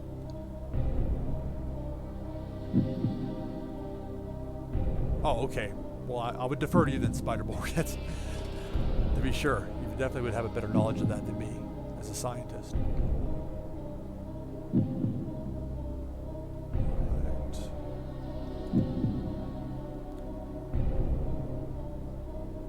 Oh no! Slater had a meniscus tear. Wow. So I lost ACH and Heath Slater to injury on the same show. And those are two of my top guys. I mean, a meniscus tear you can recover from. I mean, it's knee injuries. I was talking earlier about this, and it was a big novelty, a big amazing thing in 1994 when Redskins running back Terry Allen came back from torn ACLs in both of his knees. It had never been done before.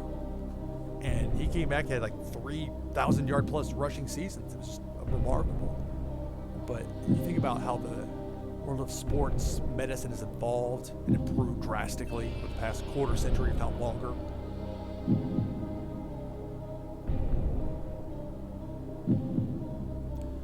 Yeah, and there's the case to be said for that. Was it overly cautious?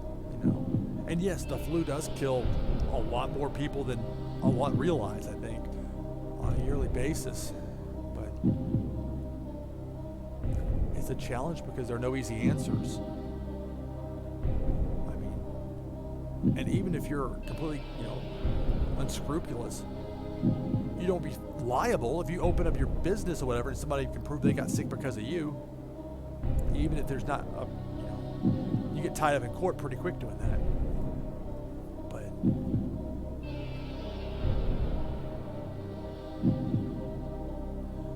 the economic impact of this, I don't even know how you can calculate it at this point. It's really bad. Obviously it's bad because we'll see how many of these businesses reopen, but I just think like the restaurant business, like how many of these like wonderful local restaurants that are, everywhere around the world has that when the time comes to open back up, they're just not gonna have the money to.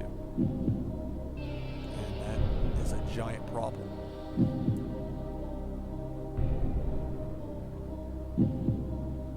Oh, so they're testing one for side effects?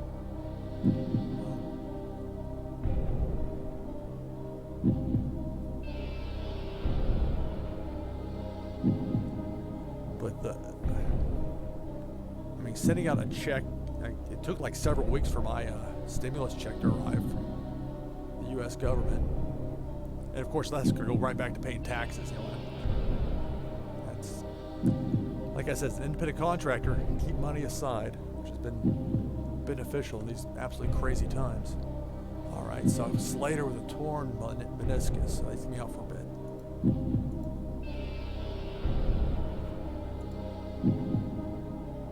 Side effects and effectiveness. Another trine.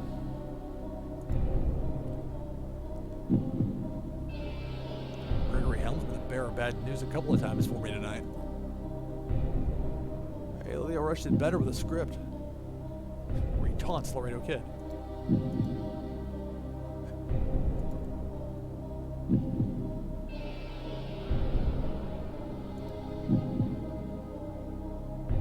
Brain fog?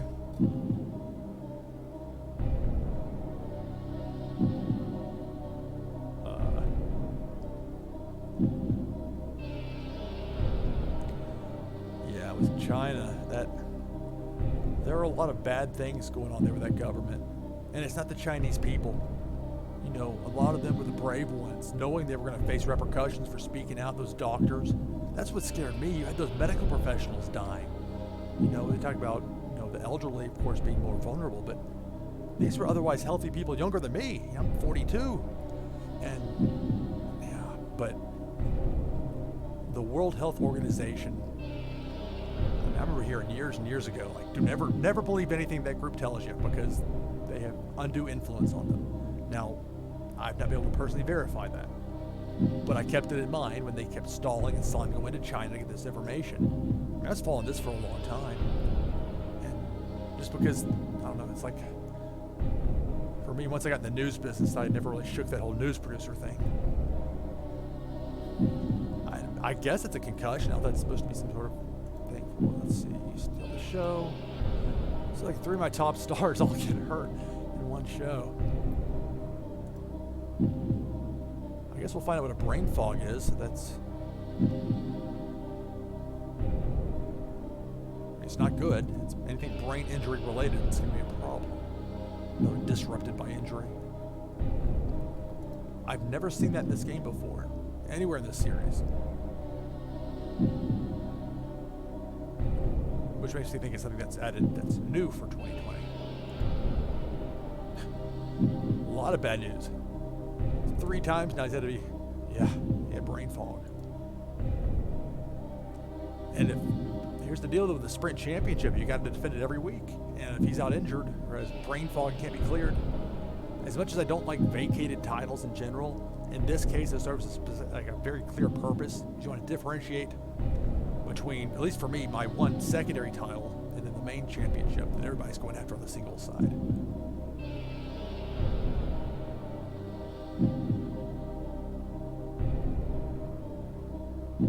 Oh, interesting. So you got rid of all the injuries from the database. Now, do guys still get injured? They just don't tell you what it is, or does that keep injuries from happening at all, or how does that work? Does it not ding you for like not having any injuries listed in there?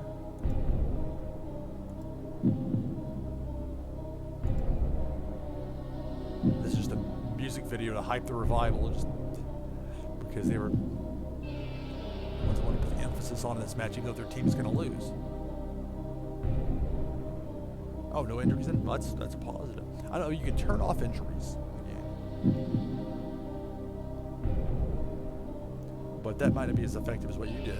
That, I mean, if they're not in there, they can't be implemented, I guess. Yeah, that's what I was thinking. You can turn it off in the preferences.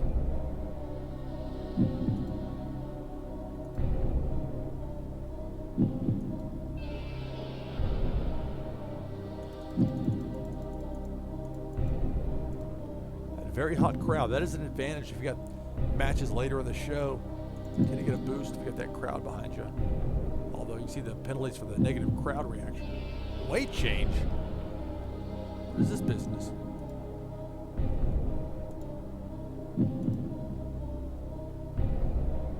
It's the first I've heard of this.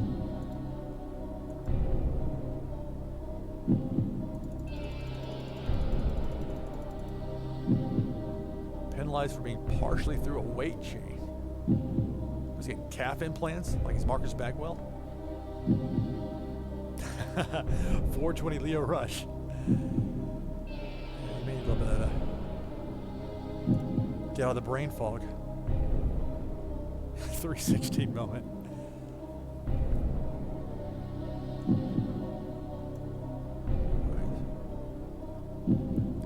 I didn't know that Jesse Goddard was going to win the match with a stunner. It's a heat getter. Let's see what they say with Christian Casanova. That's one of those, like, this could be the first non-established star that can become a star if this works out right. It certainly seems like I'll have some spots open on the show for next week.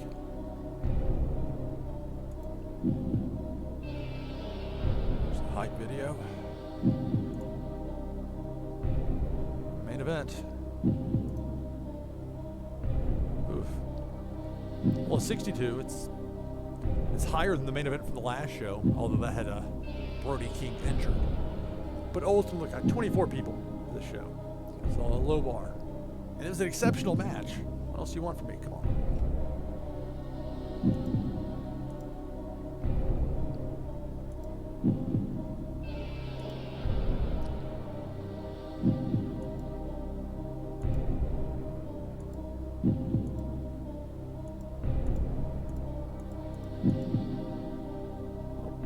This will still boost us everywhere.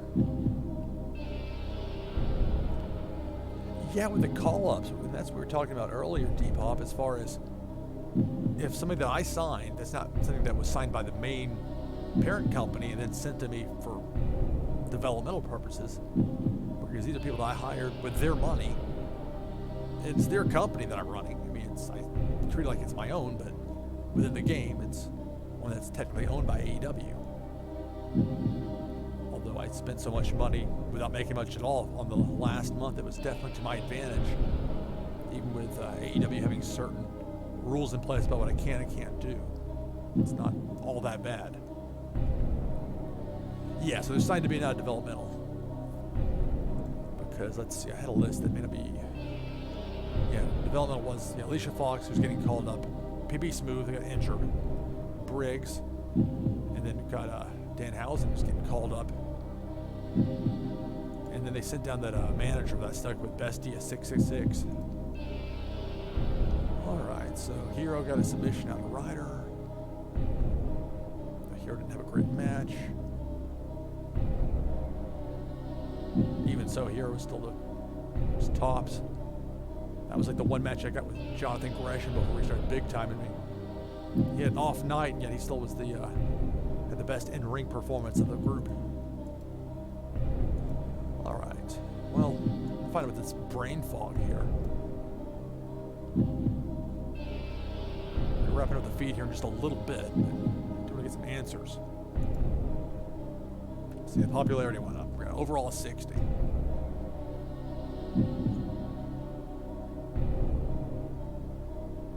Ultimately, that ended up being our highest rated match of the night. But now we got injury information to find out.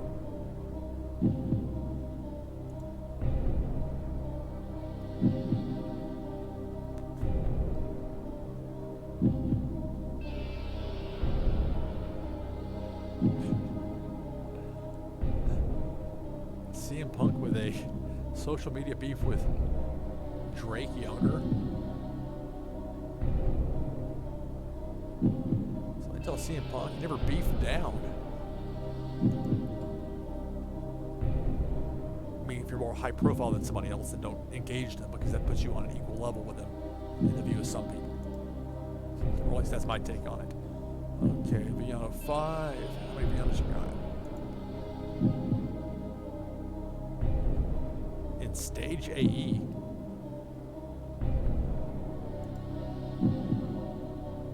Oh, that's just the venue name. I was like, that's some like country name that I've never heard of before. It's like UAE? No, it's just a venue.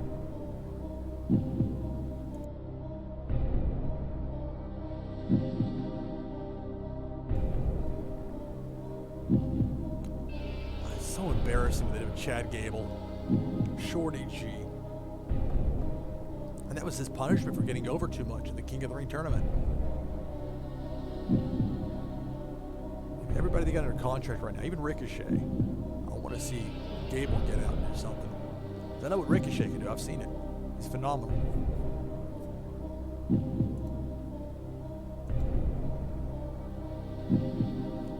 And when I was setting this up originally, I wasn't sure if AEW was going to be mad about me having a show the same night that they aired Dark, but it's not been a factor at all.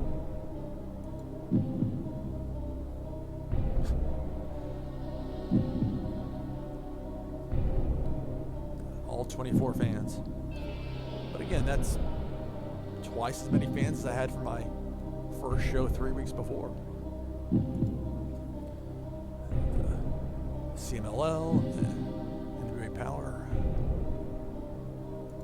Alright, here we go. Oh, he's going to be able to work through it. The brain fog. I'm not sure if that's something I should encourage. Oh, he'll be looking, let's see. He'll be looking at a week. Continue to wrestle. Haven't said any dates. Yeah, that's not, yeah. I'm on the next show. If it'll take a week, the next show will be close to a week. Over a year. Oh my goodness. Wow. Oh man. I feel slightly less bad about him doing a job on that show. Just got a loss out of him for that. And he had such a good match with Chris Hero in the main event of that very first show. I think still to date, that's the highest rated match that any of my shows have had. That was to determine the first launch wrestling world champion. Well, brain fog can be a few different things. I think it's their way of saying concussion or suspected concussion or whatever. I don't think you need a week to get over the cannabis brain fog. Let's see, so ACH. So ACH back after a few weeks. Okay.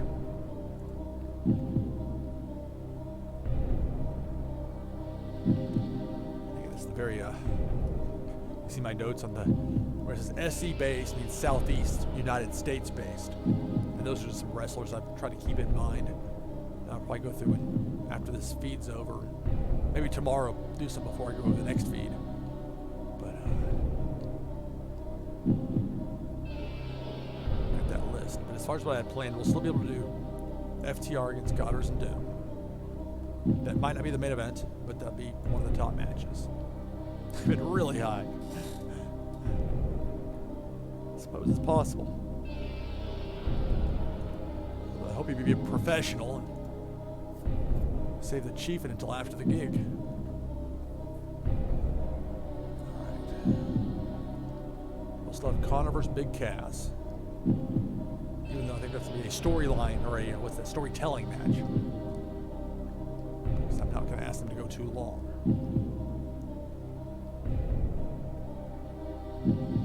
Hey, Black Emperor, how's it going? Catching the very end of the feed here. Let's see, I got my notes from the show by mail. Laredo Kid worked the one show for me, and he's done. Okay, so we're starting to get more than just like less than 3,000 viewers. This is a start.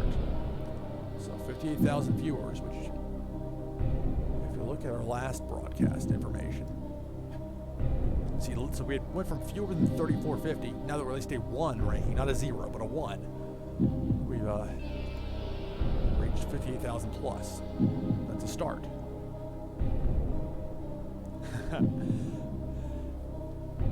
Yeah, my feed time, sometimes it varies. I'm a night owl. Years of working overnights producing morning newscasts kind of broke my internal clock, it feels like sometimes. But I love doing this kind of, overnight work because nobody's interrupting me. I'm not getting called and texted every 5 minutes. With something like this, it's good to have minimal amount of distraction. So 3 injuries on the show. Got Lio Rush with the brain fog that he's supposedly going to work through, so I'm going to plan on him being back next week to defend the Sprint Championship against Cain Velasquez. I'm going to need some star power for what happened tonight. ACH is injured, but only out for a few weeks with that partial. I still think you got to take it easy with a bicep injury like that.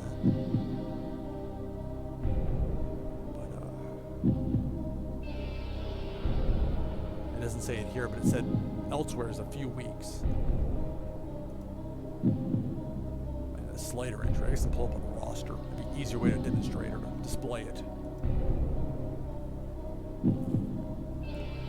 All right. Meniscus tear. And because he's under a handshake deal, there's not any sort of downside guarantee I had to give him. And that was one thing I really didn't like in 2016 because it didn't feel realistic. I mean, I've had gigs before. So sports broadcasting, a lot of gigs are like this, where it's a pay-per appearance. It's you do the gig and you get X amount of money, and it was for a season. It's on a per gig basis. If I get laryngitis, I can't do a few shows. Now just keep paying me. That's not the way it works.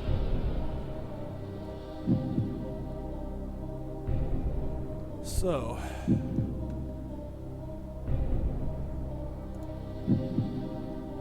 Have anything specifically planned out for Slater yet, so there's that.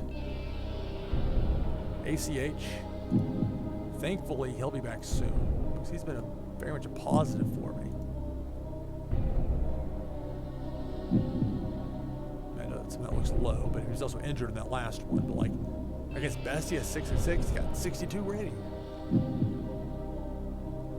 But now he's going to be out for, let's see, probably under skills. That's where it's heading.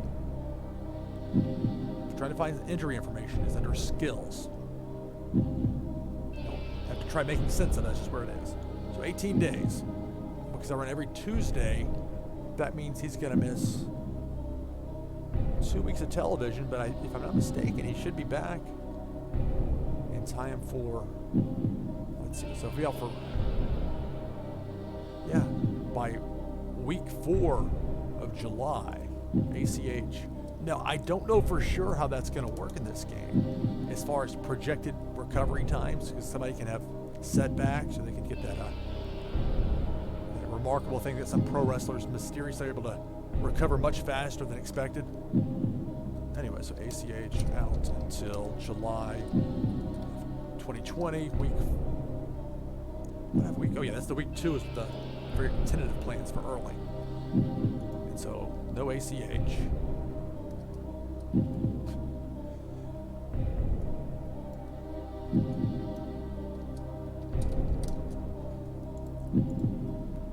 That's presuming that Impact doesn't have another show running heads up with me. I can't believe it did that. I thought for sure that it would show for the month of July when it looked on Monday, as opposed to the day of. They had the surprise announcement that Impact's running a show, and nobody smartened me up to it until I got to the arena. So, but at least for ACH, he's out for 2 weeks. We'll get him back the 4th week of July. And Lio Rush is the Sprint champion. So he'll be back. His brain fog will clear. We'll go 10 minutes with Cain Velasquez.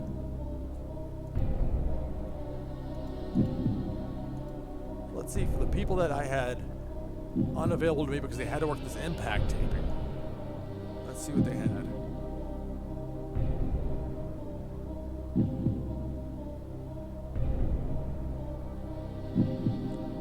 See, See, they use Gail Kim as an on-air character. I just hired her, even though I've got an all-men's promotion, I hired her because she had very high rankings for a road agent.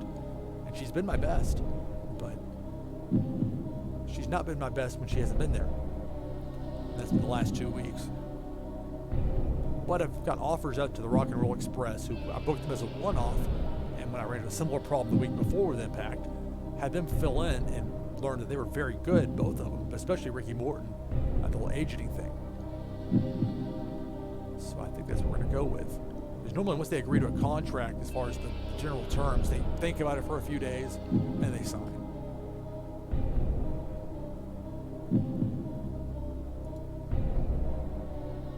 I'm thinking about bringing the Christs in at some point.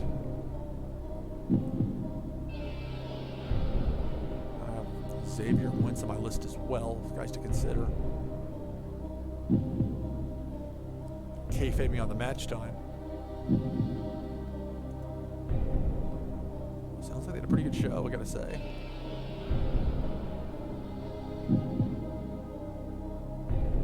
And a major improvement, at least from what I remember from 2016, it seems that you can tape now to broadcast later.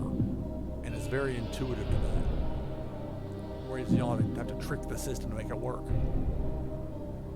But I haven't really delved into that because everything I've done has been just this weekly event. And it's just a thing that shows up on YouTube and people watch it, but they don't.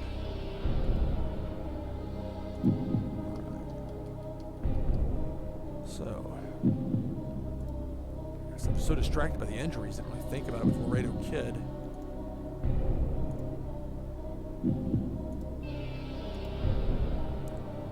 Maybe a little disappointing, 57, but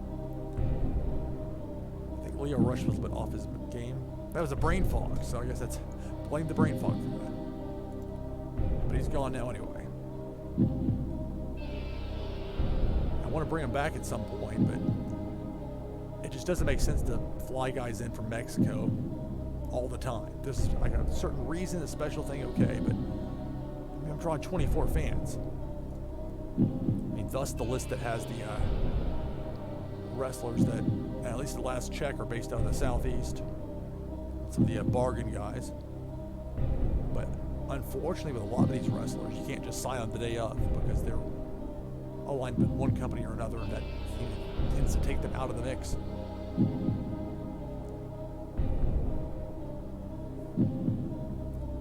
Anyway, so that's it for this is episode number 9. I could have updated the begin soon in my title from hours ago. There we go, episode 9. So that completes episode number 9. And that was the 4th show overall I've had, since I didn't run a week 1 June show, since I had nobody do any sort of deal but myself. So moving right along, got some injuries to figure out, some plans to change. But overall, this remains a lot of fun. A lot of new elements in play that I hadn't even thought about, let alone faced.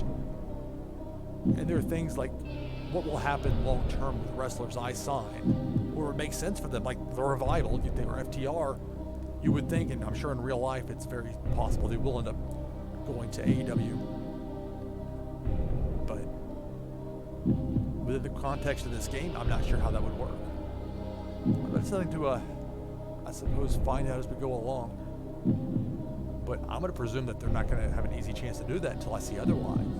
I'm sure there are people out there that played this sort of game and gone quicker than me that might have some answers, but I don't know that for sure.